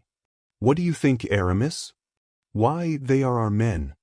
"You are not mistaken. I recognize Monsieur de Flamarens." "And I, Monsieur de Chatillon." "As to the cavalier in the brown cloak, it is the cardinal. In person. How the devil do they venture so near the Hôtel de Bouillon?" Athos smiled but did not reply. 5 minutes afterward they knocked at the prince's door. This door was guarded by a sentinel, and there was also a guard placed in the courtyard, ready to obey the orders of the Prince de Conti's lieutenant. Monsieur de Bouillon had the gout, but notwithstanding his illness, which had prevented his mounting on horseback for the last month, that is, since Paris had been besieged, he was ready to receive the Comte de la Fère and the Chevalier d'Herblay. He was in bed, but surrounded with all the paraphernalia of war. Everywhere were swords, pistols, cuirasses, and arquebus, and it was plain that as soon as his gout was better Monsieur de Bouillon would give a pretty tangle to the enemies of the Parliament to unravel. Meanwhile, to his great regret, as he said, he was obliged to keep his bed. "Ah, gentlemen," he cried as the 2 friends entered, "you are very happy. You can ride, you can go and come and fight for the cause of the people. But I, as you see, am nailed to my bed. This demon, gout. This demon, gout." "My lord," said Athos, "we are just arrived from England, and our first concern is to inquire after your health." "Thanks, gentlemen, thanks. As you see, my health is but indifferent. But you come from England. And King Charles is well, as I have just heard." "He is dead, my lord," said Aramis. "Pooh," said the duke, too much astonished to believe it true. "Dead on the scaffold, condemned by Parliament." "Impossible! And executed in our presence." "What, then, has Monsieur de Flamarens been telling me?" "Monsieur de Flamarens?" "Yes, he has just gone out." Athos smiled. "With 2 companions?" he said. "With 2 companions, yes," replied the duke. Then he added with a certain uneasiness, "Did you meet them?" "Why, yes, I think so, in the street," said Athos, and he looked smilingly at Aramis, who looked at him with an expression of surprise. "The devil take this gout!" cried Monsieur de Bouillon, evidently ill at ease. "My lord," said Athos, "we admire your devotion to the cause you have espoused, in remaining at the head of the army whilst so ill, in so much pain." "One must," replied Monsieur de Bouillon, "sacrifice one's comfort to the public good, but I confess to you I am now almost exhausted. My spirit is willing, my head is clear, but this demon, the gout, o'ercrows me. I confess, if the court would do justice to my claims and give the head of my house the title of prince, and if my brother de Turin were reinstated in his command, I would return to my estates and leave the court and parliament to settle things between themselves as they might. You are perfectly right, my lord. You think so? At this very moment the court is making overtures to me. Hitherto I have repulsed them, but since such men as you assure me that I am wrong in doing so, I've a good mind to follow your advice and to accept a proposition made to me by the Duc de Chatillon just now. Accept it, my lord, accept it, said Aramis. Faith, I am even sorry that this evening I almost repulsed, but there will be a conference tomorrow and we shall see. The two friends saluted the Duke. Go, gentlemen, he said. You must be much fatigued after your voyage. Poor King Charles. But, after all, he was somewhat to blame in all that business, and we may console ourselves with the reflection that France has no cause of reproach in the matter and did all she could to serve him. Oh, as to that, said Aramis, we are witnesses. Mazarin especially. Yes, do you know, I am very glad to hear you give that testimony. The cardinal has some good in him, and if he were not a foreigner, well, he would be more justly estimated. The devil take this gout. Athos and Aramis took their leave, but even in the antechamber they could still hear the Duke's cries. He was evidently suffering the tortures of the damned. When they reached the street, Aramis said, Well, Athos, what do you think? Of whom? Pardieu. Of Monsieur de Bouillon. My friend, I think that he is much troubled with gout. You noticed that I didn't breathe a word as to the purpose of our visit? You did well, you would have caused him an access of his disease. Let us go to Monsieur de Beaufort. The two friends went to the Hôtel de Vendôme. It was 10 o'clock when they arrived.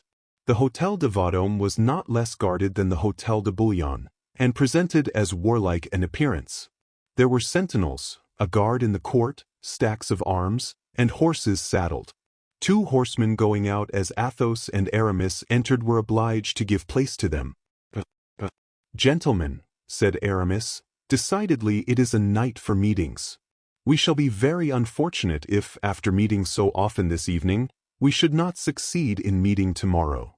Oh, as to that, sir, replied Chatillon, for it was he who, with Flamarens, was leaving the Duc de Beaufort, you may be assured, for if we meet by night without seeking each other, much more shall we meet by day when wishing it. I hope that is true, said Aramis. As for me, I am sure of it, said the Duke. De Flamarens and de Chatillon continued on their way, and Athos and Aramis dismounted. Hardly had they given the bridles of their horses to their lackeys and rid themselves of their cloaks when a man approached them, and after looking at them for an instant by the doubtful light of the lantern hung in the center of the courtyard, he uttered an exclamation of joy and ran to embrace them. Comte de la Fère, the man cried out, Chevalier Herblay, how does it happen that you are in Paris? Rochefort, cried the two friends. Yes. We arrived 4 or 5 days ago from the Vendemois, as you know, and we are going to give Mazarin something to do. You are still with us, I presume? More than ever. And the Duke? Furious against the cardinal. You know his success, our dear Duke? He is really king of Paris. He can't go out without being mobbed by his admirers. So much the better. Can we have the honor of seeing His Highness? I shall be proud to present you, and Rochefort walked on. Every door was open to him. Monsieur de Beaufort was at supper, but he rose quickly on hearing the two friends announced. He cried, By Jove! You're welcome, sirs. You are coming to sup with me, are you not? Boiscali, tell Noirmont that I have 2 guests. You know Noirmont, do you not? The successor of Father Marteau who makes the excellent pies you know of. Boiscali, let him send one of his best, but not such a one as he made for La Ramee. Thank God. We don't want either rope ladders or gag pears now. My lord, said Athos, do not let us disturb you. We came merely to inquire after your health and to take your orders.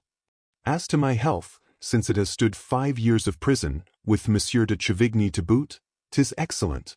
As to my orders, since every one gives his own commands in our party, I shall end, if this goes on, by giving none at all. In short, my lord, said Athos, glancing at Aramis, your highness is discontented with your party? Discontented, sir? Say my highness is furious. To such a degree, I assure you, though I would not say so to others, that if the queen, acknowledging the injuries she has done me, would recall my mother and give me the reversion of the admiralty, which belonged to my father and was promised me at his death, well, it would not be long before I should be training dogs to say that there were greater traitors in France than the Cardinal Mazarin. At this Athos and Aramis could not help exchanging not only a look but a smile, and had they not known it for a fact, this would have told them that de Chatillon and de Flamarens had been there. My lord, said Athos, we are satisfied. We came here only to express our loyalty and to say that we are at your lordship's service and his most faithful servants. My most faithful friends, gentlemen, my most faithful friends, you have proved it. And if ever I am reconciled with the court, I shall prove to you, I hope, that I remain your friend as well as that of, what the devil are their names, D'Artagnan and Porthos. D'Artagnan and Porthos. Pious. You understand then, Comte de la Fere, you understand, Chevalier d'Herblay, that I am altogether and always at your service. Athos and Aramis bowed and went out. My dear Athos, cried Aramis, I think you consented to accompany me only to give me a lesson, God forgive me. Wait a little, Aramis, it will be time for you to perceive my motive when we have paid our visit to the coadjutor. Let us then go to the archiepiscopal palace, said Aramis. They directed their horses to the city. On arriving at the cradle from which Paris sprang, they found it inundated with water, and it was again necessary to take a boat. The palace rose from the bosom of the water, and to see the number of boats around it one would have fancied oneself not in Paris, but in Venice. Some of these boats were dark and mysterious, others noisy and lighted up with torches. The friends slid in through this congestion of embarkation and landed in their turn. The palace was surrounded with water, but a kind of staircase had been fixed to the lower walls, and the only difference was that instead of entering by the doors, people entered by the windows. Thus did Athos and Aramis make their appearance in the antechamber, where about a dozen noblemen were collected in waiting. Good heavens, said Aramis to Athos, does the coadjutor intend to indulge himself in the pleasure of making us cool our hearts off in his antechamber? My dear friend, we must take people as we find them. The coadjutor is at this moment one of the 7 kings of Paris, and has a court. Let us send in our names, and if he does not send us a suitable message, we will leave him to his own affairs or those of France. Let us call one of these lackeys, with a demi-pistole in the left hand. Exactly so, cried Aramis. If I'm not mistaken, here's Bazin. Come here, fellow. Bazin, who was crossing the antechamber majestically in his clerical dress, turned around to see who the impertinent gentleman was who thus addressed him, but seeing his friends he went up to them quickly and expressed delight at seeing them. A truce to compliments, said Aramis, we want to see the coadjutor and instantly, as we are in haste. Certainly, sir, it is not such lords as you are who are allowed to wait in the antechamber, only just now he has a secret conference with Monsieur de Bruy. De Bruy, cried the friends, 'tis then useless our seeing Monsieur the coadjutor this evening, said Aramis, so we give it up. And they hastened to quit the palace, followed by Bazin, who was lavish of bows and compliments. Well, said Athos, when Aramis and he were in the boat again, are you beginning to be convinced that we should have done a bad turn to all these people in arresting Mazarin? You are wisdom incarnate, Athos, Aramis replied. What had especially been observed by the 2 friends was the little interest taken by the court of France in the terrible events which had occurred in England, which they thought should have arrested the attention of all Europe. In fact, aside from a poor widow and a royal orphan who wept in the corner of the Louvre, no one appeared to be aware that Charles I had ever lived and that he had perished on the scaffold. The 2 friends made an appointment for 10 o'clock on the following day, for though the night was well advanced when they reached the door of the hotel, Aramis said that he had certain important visits to make and left Athos to enter alone. At 10 o'clock the next day they met again. Athos had been out since 6 o'clock. Well, have you any news? Athos asked. Nothing. No one has seen D'Artagnan and Porthos has not appeared. Have you anything? Nothing. The devil, said Aramis. In fact, said Athos, this delay is not natural. They took the shortest route and should have arrived before we did. Add to that D'Artagnan's rapidity in action and that he is not the man to lose an hour, knowing that we were expecting him. He expected, you will remember, to be here on the 5th. And here we are at the 9th. This evening the margin of possible delay expires. What do you think should be done, asked Athos, if we have no news of them tonight? Pardieu! We must go and look for them. All right, said Athos. But Raoul, said Aramis. A light cloud passed over the Count's face. Raoul gives me much uneasiness, he said. He received yesterday a message from the Prince de Condé. He went to meet him at St. Cloud and has not returned. Have you seen Madame de Chevreuse? She was not at home. And you, Aramis, you were going, I think, to visit Madame de Longueville. I did go there. Well, she was no longer there, but she had left her new address. Where was she? Guess, I give you 1,000 chances. How should I know where the most beautiful and active of the Frondists was at midnight? For I presume it was when you left me that you went to visit her. At the Hôtel de Ville, my dear fellow. What? At the Hôtel de Ville? Has she, then, been appointed provost of merchants? No, but she has become Queen of Paris, ad interim, and since she could not venture at once to establish herself in the Palais Royal or the Tuileries, she is installed at the Hôtel de Ville, where she is on the point of giving an heir or an heiress to that dear Duke. You didn't tell me of that, Aramis. Really? It was my forgetfulness then, pardon me. Now, asked Athos, what are we to do with ourselves till evening? Here we are without occupation, it seems to me. You forget, my friend, that we have work cut out for us in the direction of Charenton. I hope to see Monsieur de Chatillon, whom I've hated for a long time there. Why have you hated him? Because he is the brother of Coligny. Ah, true. He who presumed to be a rival of yours, for which he was severely punished, that ought to satisfy you. Yes, but it does not. I am rancorous, the only stigma that proves me to be a churchman. Do you understand? You understand that you are in no way obliged to go with me. Come now, said Athos, you are joking. In that case, my dear friend, if you are resolved to accompany me, there is no time to lose. The drum beats. I observed cannon on the road. I saw the citizens in order of battle on the place of the Hôtel de Ville. Certainly the fight will be in the direction of Charenton, as the Duc de Chatillon said. I supposed, said Athos, that last night's conferences would modify those warlike arrangements. No doubt, but they will fight, none the less, if only to mask the conferences. Poor creatures, said Athos, who are going to be killed, in order that Monsieur de Bouillon may have his estate at Sedan restored to him, that the reversion of the Admiralty may be given to the Duc de Beaufort, and that the coadjutor may be made a cardinal. Come, dear Athos, confess that you would not be so philosophical if your Raoul were to be involved in this affair. Perhaps you speak the truth, Aramis. Well, let us go, then, where the fighting is, for that is the most likely place to meet with D'Artagnan, Porthos, and possibly even Raoul. Stop, there are a fine body of citizens passing, quite attractive, by Jupiter. And their captain, he has the true military style. What ho! Said Grimaud. What? Asked Athos. Planchet, sir.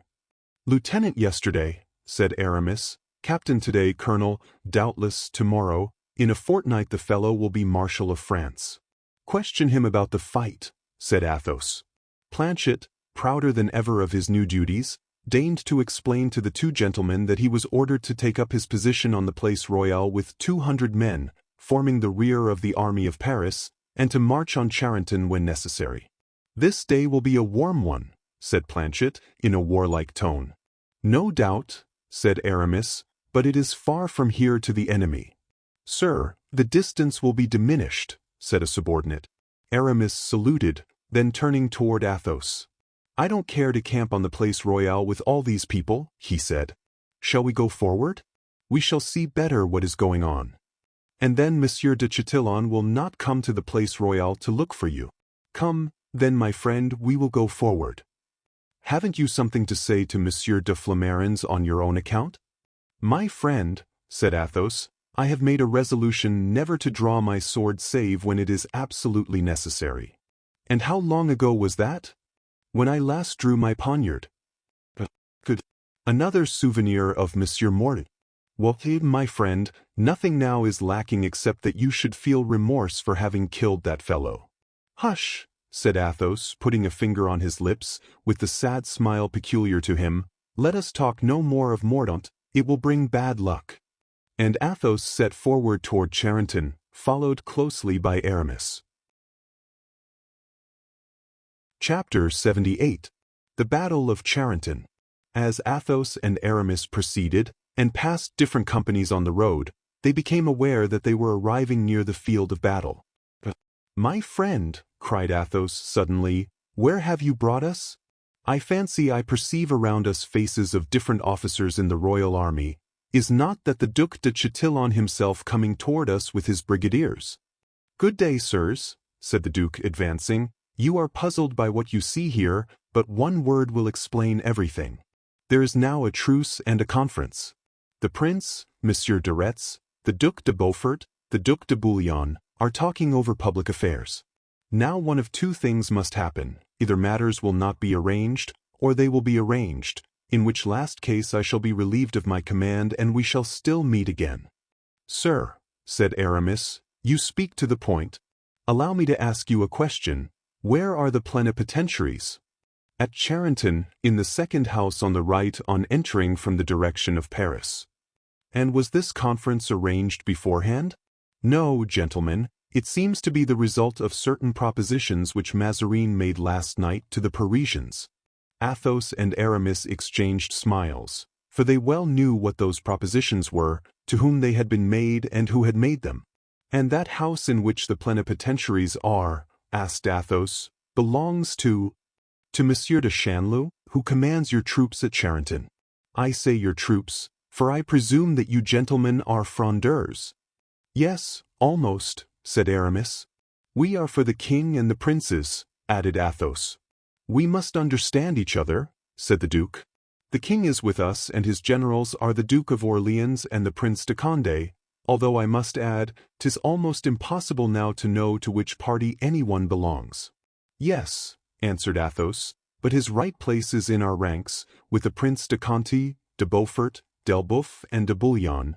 But, sir, supposing that the conference is broken off, are you going to try to take Charenton?" "Such are my orders." "Sir, since you command the cavalry—" "Pardon me, I am commander-in-chief." "So much the better. You must know all your officers, I mean those more distinguished." "Why, yes, very nearly." "Will you then kindly tell me if you have in your command the Chevalier d'Artagnan, lieutenant in the Musketeers?"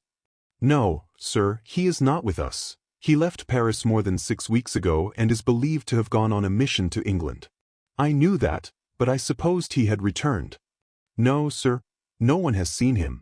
I can answer positively on that point, for the Musketeers belong to our forces and Monsieur de Cambon, the substitute for Monsieur d'Artagnan, still holds his place."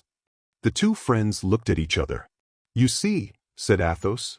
"It is strange," said Aramis. "It is absolutely certain that some misfortune has happened to them on the way. If we have no news of them this evening, tomorrow we must start." Athos nodded affirmatively, then turning, "And Monsieur de Bragelonne, a young man 15 years of age, attached to the Prince de Condé, has he the honor of being known to you?" diffident in allowing the sarcastic Aramis to perceive how strong were his paternal feelings. "Yes, surely, he came with the prince, a charming young man. He is one of your friends then, Monsieur le Comte?" "Yes, sir," answered Athos, agitated, "so much so that I wish to see him if possible." "Quite possible, sir. Do me the favor to accompany me and I will conduct you to headquarters." "Halloo there!" cried Aramis, turning around. "What a noise behind us!" "A body of cavaliers is coming toward us," said Chatillon. "I recognize the coadjutor by his Frondist hat." "And I the Duc de Beaufort by his white plume of ostrich feathers." "They are coming, full gallop. The prince is with them. He is leaving them." "They are beating the rappel," cried Chatillon. "We must discover what is going on." In fact, they saw the soldiers running to their arms. The trumpets sounded, the drums beat. The Duc de Beaufort drew his sword. On his side the prince sounded a rappel, and all the officers of the royalist army, mingling momentarily with the Parisian troops, ran to him. "Gentlemen," cried Chatillon, "the truce is broken, that is evident. They are going to fight. Go, then, into Charenton, for I shall begin in a short time. There's a signal from the prince." The cornet of a troop had in fact just raised the standard of the prince. "Farewell, till the next time we meet," cried Chatillon, and he set off, full gallop. Athos and Aramis turned also and went to salute the coadjutor and the Duc de Beaufort. As to the Duc de Bouillon, he had such a fit of gout as obliged him to return to Paris in a litter, but his place was well filled by the Duc d'Elbeuf and his 4 sons, ranged around him like a staff. Meantime, between Charenton and the royal army was left a space which looked ready to serve as a last resting place for the dead. "Gentlemen," cried the coadjutor, tightening his sash, which he wore, after the fashion of the ancient military prelates, over his archiepiscopal simar, "there's the enemy approaching. Let us save them half of their journey." And without caring whether he were followed or not he set off. His regiment, which bore the name of the Regiment of Corinth, from the name of his archbishopric, darted after him and began the fight. Monsieur de Beaufort sent his cavalry, toward Etampes, and Monsieur de Chanleu, who defended the place, was ready to resist an assault, or if the enemy were repulsed, to attempt a sortie. The battle soon became general, and the coadjutor performed miracles of valor. His proper vocation had always been the sword, and he was delighted whenever he could draw it from the scabbard, no matter for whom or against whom. Chanleu, whose fire at one time repulsed the royal regiment, thought that the moment was come to pursue it, but it was reformed and led again to the charge by the Duc de Chatillon in person. This charge was so fierce, so skillfully conducted, that Chanleu was almost surrounded. He commanded a retreat, which began, step by step, foot by foot. Unhappily, in an instant he fell, mortally wounded. De Chatillon saw him fall and announced it in a loud voice to his men, which raised their spirits and completely disheartened their enemies, so that every man thought only of his own safety and tried to gain the trenches, where the coadjutor was trying to reform his disorganized regiment. Suddenly a squadron of cavalry galloped up to encounter the royal troops, who were entering, pêle-mêle, the entrenchments with the fugitives.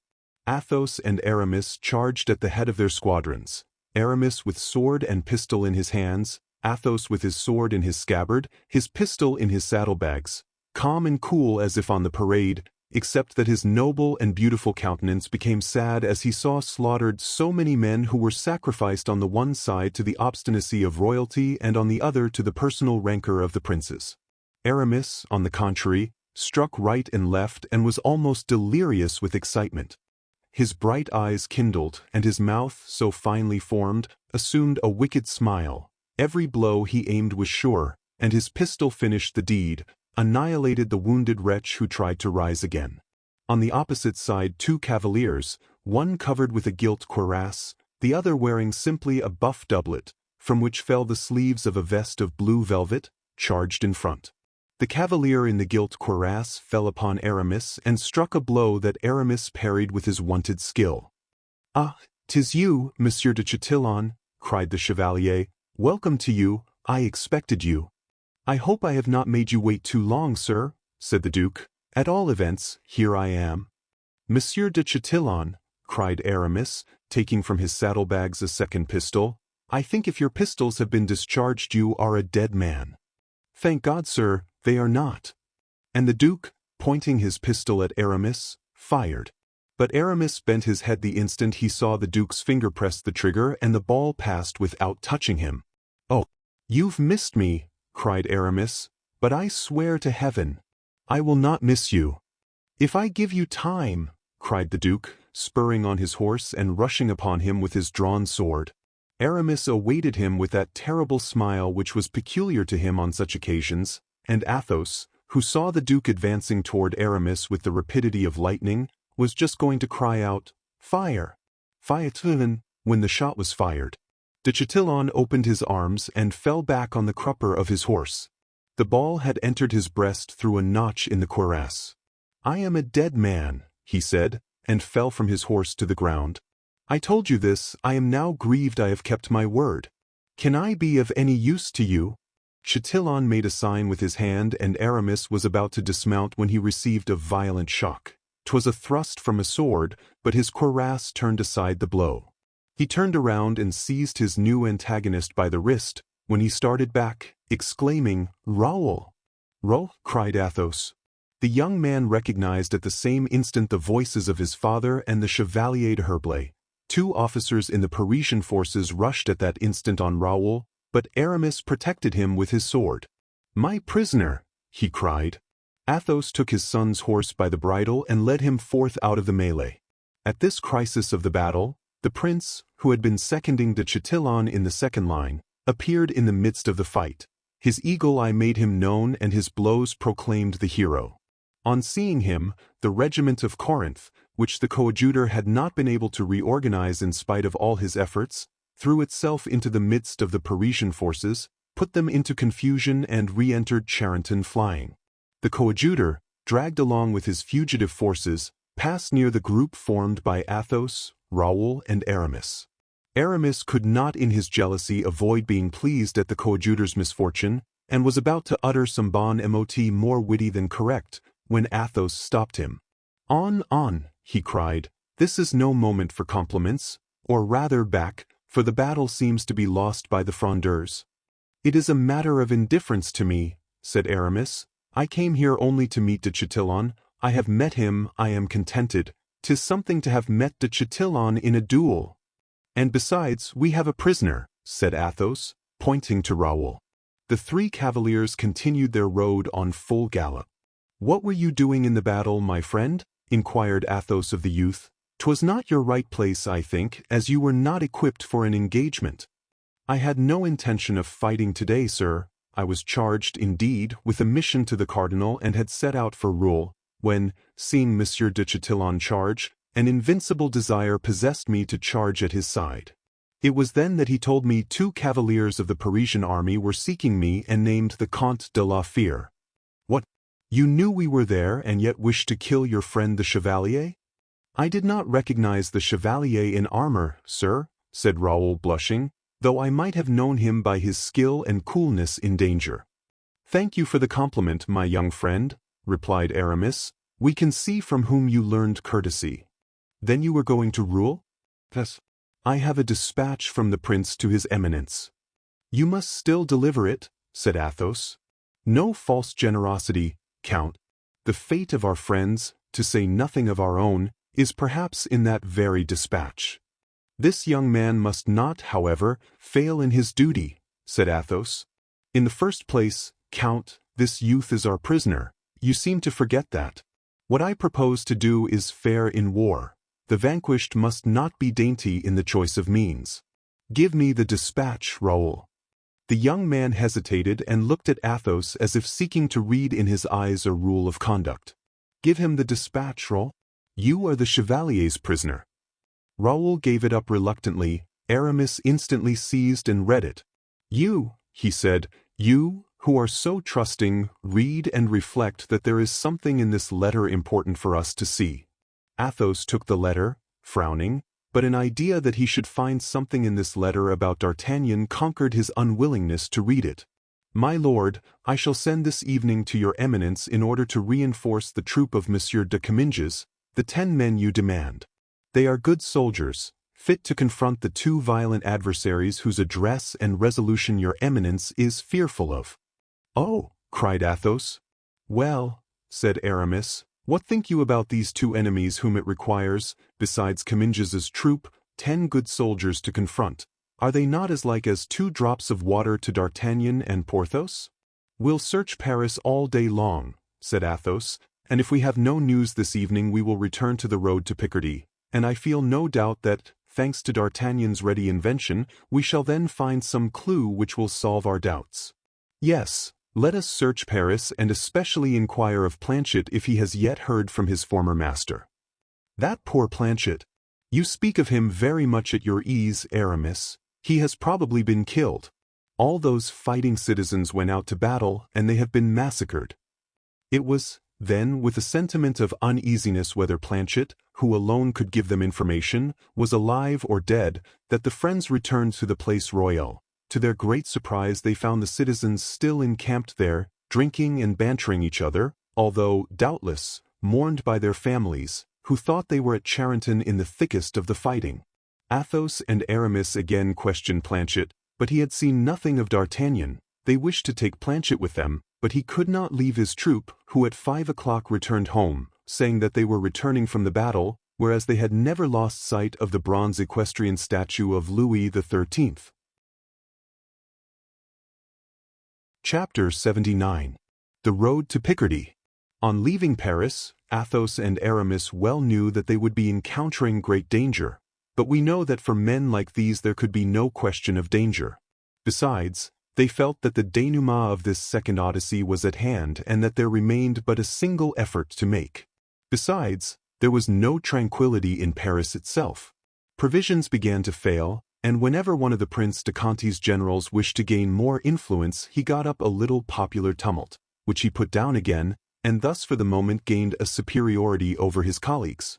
In one of these risings, the Duc de Beaufort pillaged the house and library of Mazarin, in order to give the populace, as he put it, something to gnaw at.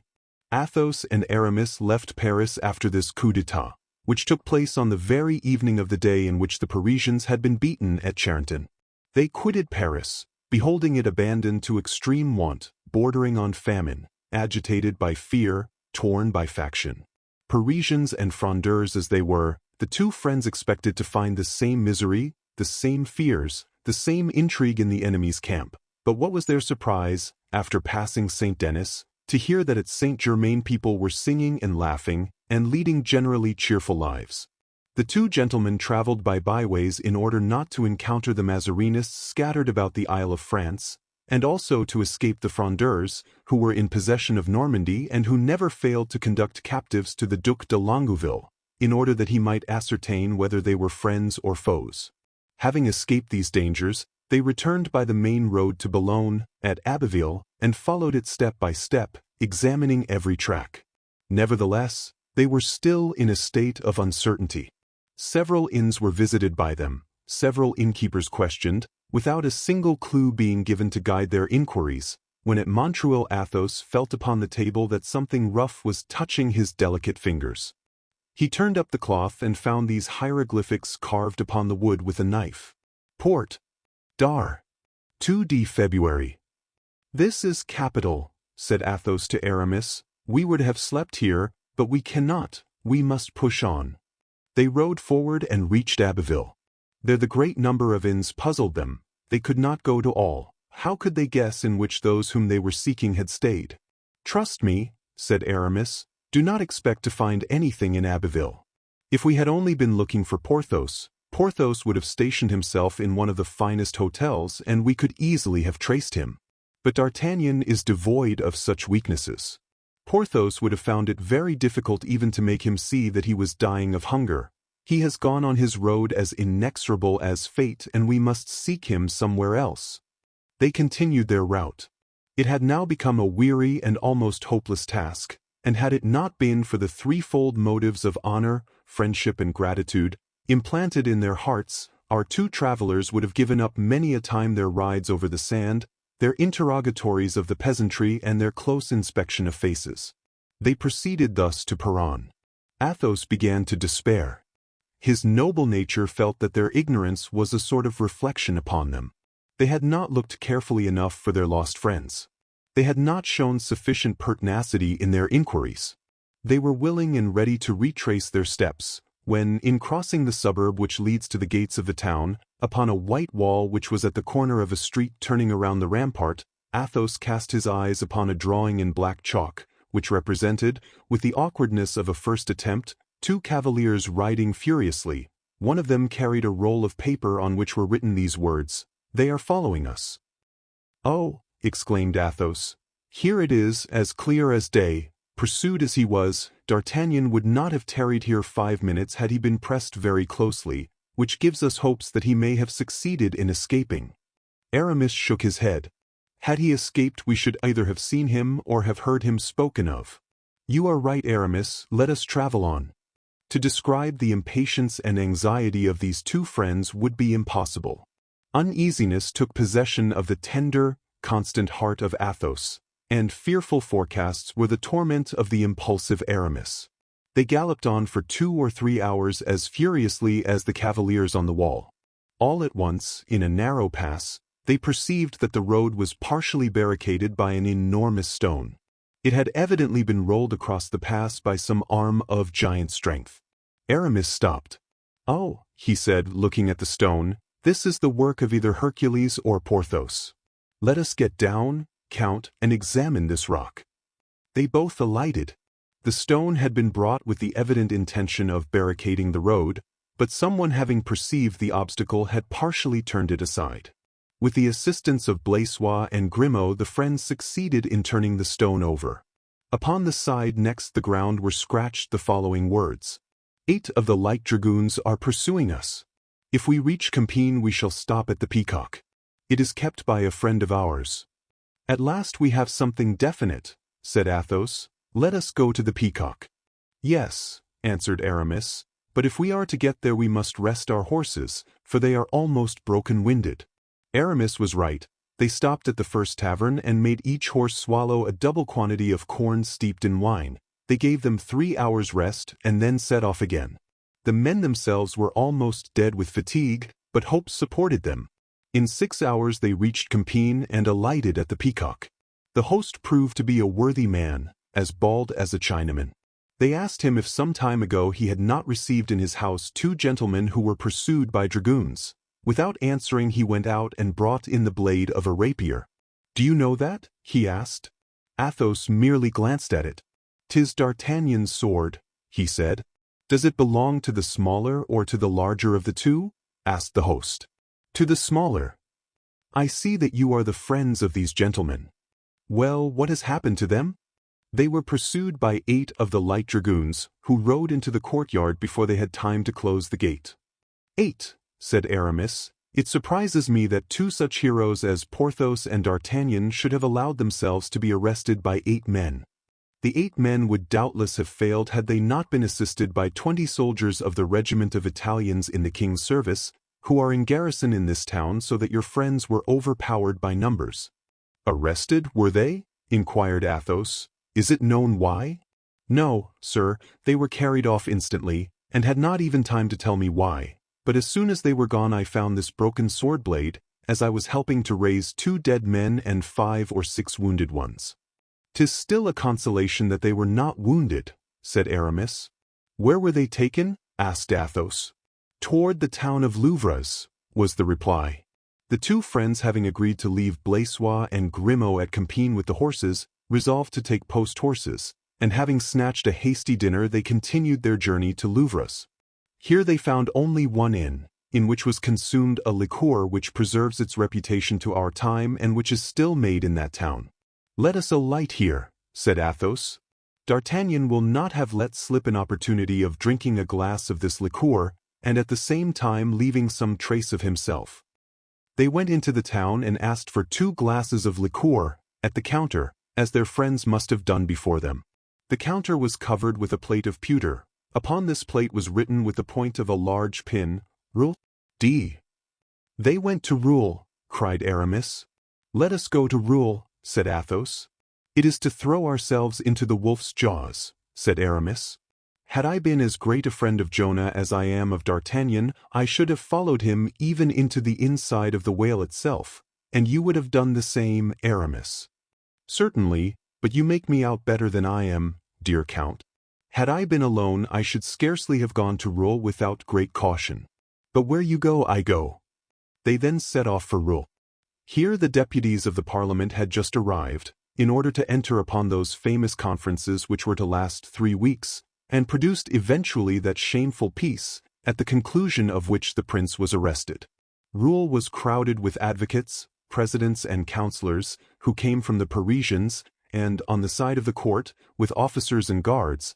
It was therefore easy, in the midst of this confusion, to remain as unobserved as anyone might wish. Besides, the conferences implied a truce, and to arrest 2 gentlemen, even Frondeurs, at this time, would have been an attack on the rights of the people.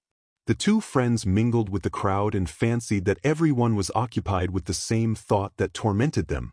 They expected to hear some mention made of D'Artagnan or of Porthos, but everyone was engrossed by articles and reforms. It was the advice of Athos to go straight to the minister. "My friend," said Aramis, "take care, our safety lies in our obscurity. If we were to make ourselves known, we should be sent to rejoin our friends in some deep ditch, from which the devil himself could not take us out. Let us try not to find them out by accident, but from our notions. Arrested at Compiègne, they have been carried to Rouen. At Rouen they have been questioned by the cardinal, who has either kept them near him or sent them to Saint-Germain. As to the Bastille, they are not there, though the Bastille is especially for the Frondeurs. They are not dead, for the death of D'Artagnan would make a sensation. As for Porthos, I believe him to be eternal, like God, although less patient. Do not let us despond, but wait at Rouen, for my conviction is that they are at Rouen. But what ails you? You are pale." "It is this," answered Athos, with a trembling voice. "I remember that at the castle of Rouen the Cardinal Richelieu had some horrible oubliettes constructed." "Oh, never fear," said Aramis. "Richelieu was a gentleman, our equal in birth, our superior in position. He could, like the king, touch the greatest of us on the head, and touching them make such heads shake on their shoulders. But Mazarin is a low-born rogue, who can at the most take us by the collar, like an archer. Be calm, for I am sure that D'Artagnan and Porthos are at Rouen, alive and well." "But," resumed Athos, "I recur to my first proposal. I know no better means than to act with candor. I shall seek, not Mazarin, but the queen, and say to her, 'Madame, restore to us your 2 servants and our 2 friends.'" Aramis shook his head. "'Tis a last resource, but let us not employ it till it is imperatively called for. Let us rather persevere in our researches." They continued their inquiries and at last met with a light dragoon who had formed one of the guard which had escorted D'Artagnan to Rouen.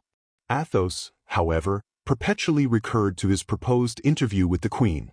"In order to see the queen," said Aramis, "we must first see the cardinal, and when we have seen the cardinal, remember what I tell you, Athos, we shall be reunited to our friends, but not in the way you wish.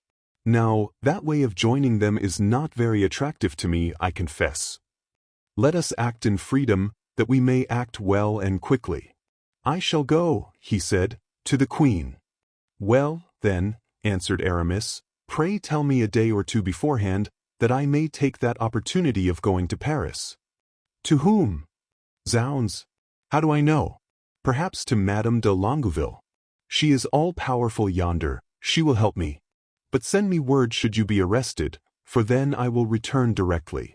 "Why do you not take your chance and be arrested with me?" "No, I thank you. Should we, by being arrested, be all 4 together again, we should not, I am not sure, be 24 hours in prison without getting free. My friend, since I killed Chatillon, adored of the ladies of Saint-Germain, I am too great a celebrity not to fear a prison doubly. The queen is likely to follow Mazarin's counsels and to have me tried. Do you think she loves this Italian so much as they say she does? Did she not love an Englishman? My friend, she is a woman. No, no, you are deceived, she is a queen. Dear friend, I shall sacrifice myself and go and see Anne of Austria. Adieu, Athos, I am going to raise an army. For what purpose? To come back and besiege Rouen. Where shall we meet again? At the foot of the cardinal's gallows. The 2 friends departed, Aramis to return to Paris, Athos to take measures preparatory to an interview with the queen. Chapter 80. The Gratitude of Anne of Austria. Athos found much less difficulty than he had expected in obtaining an audience of Anne of Austria. It was granted, and was to take place after her morning's levee, at which, in accordance with his rights of birth, he was entitled to be present. A vast crowd filled the apartments of Saint-Germain, and had never at the Louvre had so large a court, but this crowd represented chiefly the 2nd class of nobility, while the Prince de Conti, the Duc de Beaufort and the coadjutor assembled around them the first nobility of France. The greatest possible gaiety prevailed at court. The particular characteristic of this was that more songs were made than cannons fired during its continuance. The court made songs on the Parisians and the Parisians on the court, and the casualties, though not mortal, were painful, as are all wounds inflicted by the weapon of ridicule.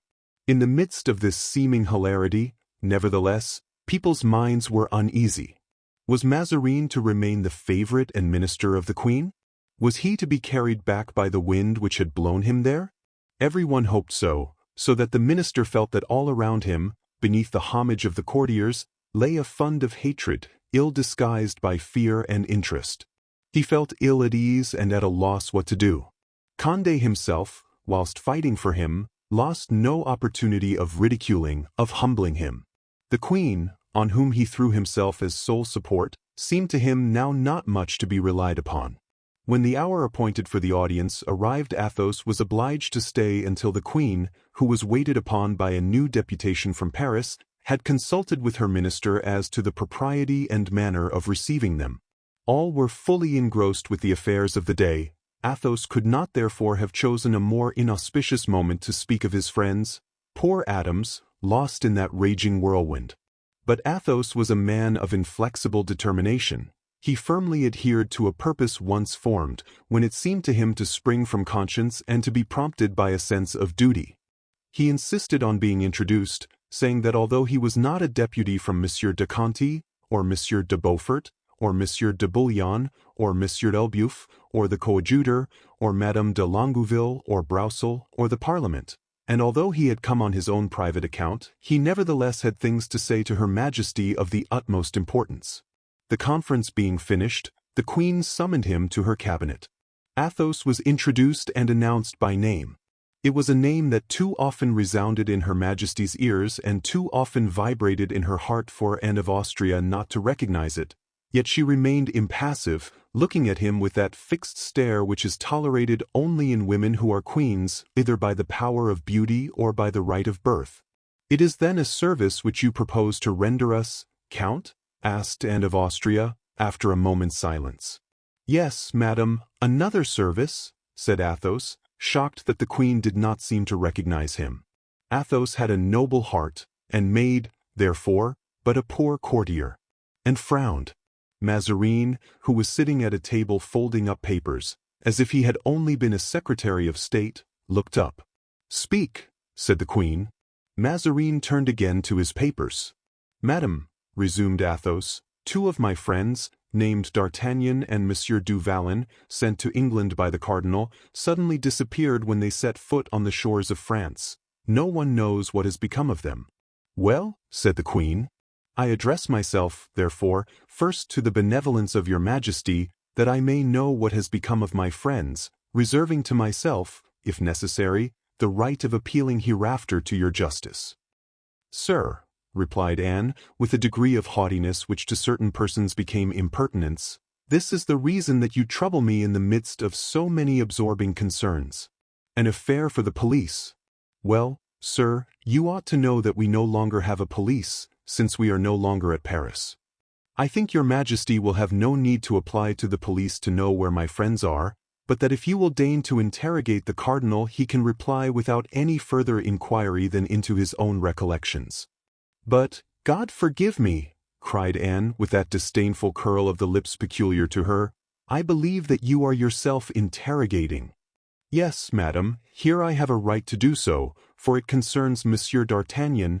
"D'Artagnan," he repeated, in such a manner as to bow the regal brow with recollections of the weak and erring woman.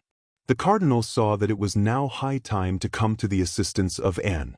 "Sir," he said, "I can tell you what is at present unknown to Her Majesty. These individuals are under arrest.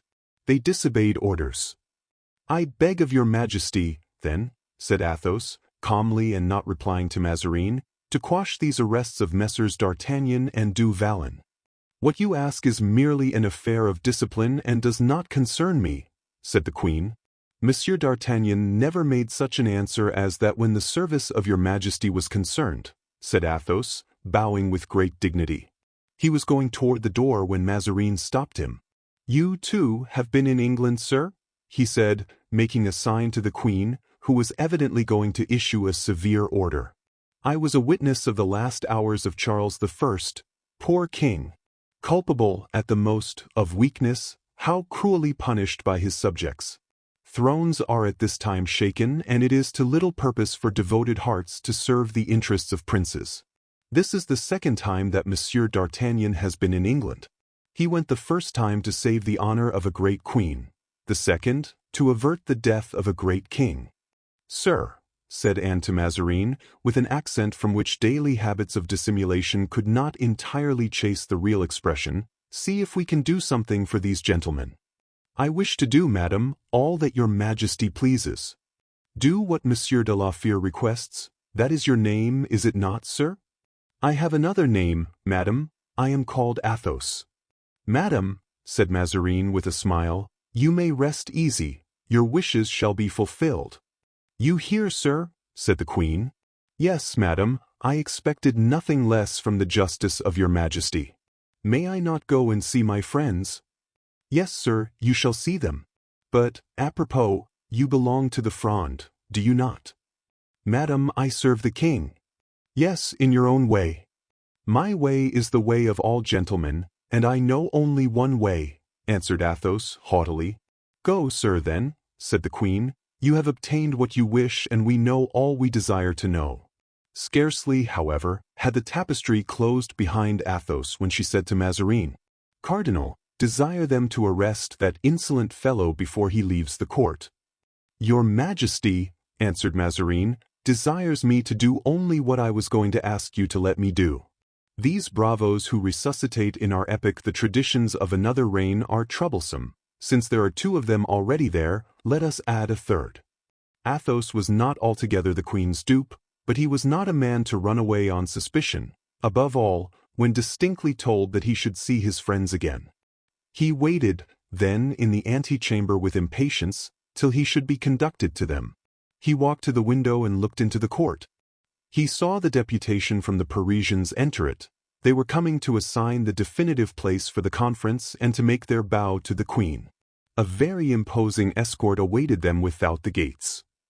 Athos was looking on attentively, when someone touched him softly on the shoulder. Monsieur de Comminges, he said. Yes, Count, and charged with a commission for which I beg of you to accept my excuses. What is it? Be so good as to give me up your sword, Count. Athos smiled and opened the window. Aramis, he cried. A gentleman turned around. Athos fancied he had seen him among the crowd. It was Aramis. He bowed with great friendship to the Count. Aramis, cried Athos, I am arrested. Good, replied Aramis calmly. Sir, said Athos, turning to Comminges and giving him politely his sword by the hilt, here is my sword. Have the kindness to keep it safely for me until I quit my prison. I prize it. It was given to my ancestor by King Francis I. In his time they armed gentlemen, not disarmed them. Now, whither do you conduct me? Into my room first, replied Comminges. The queen will ultimately decide your place of domicile. Athos followed Comminges without saying a single word.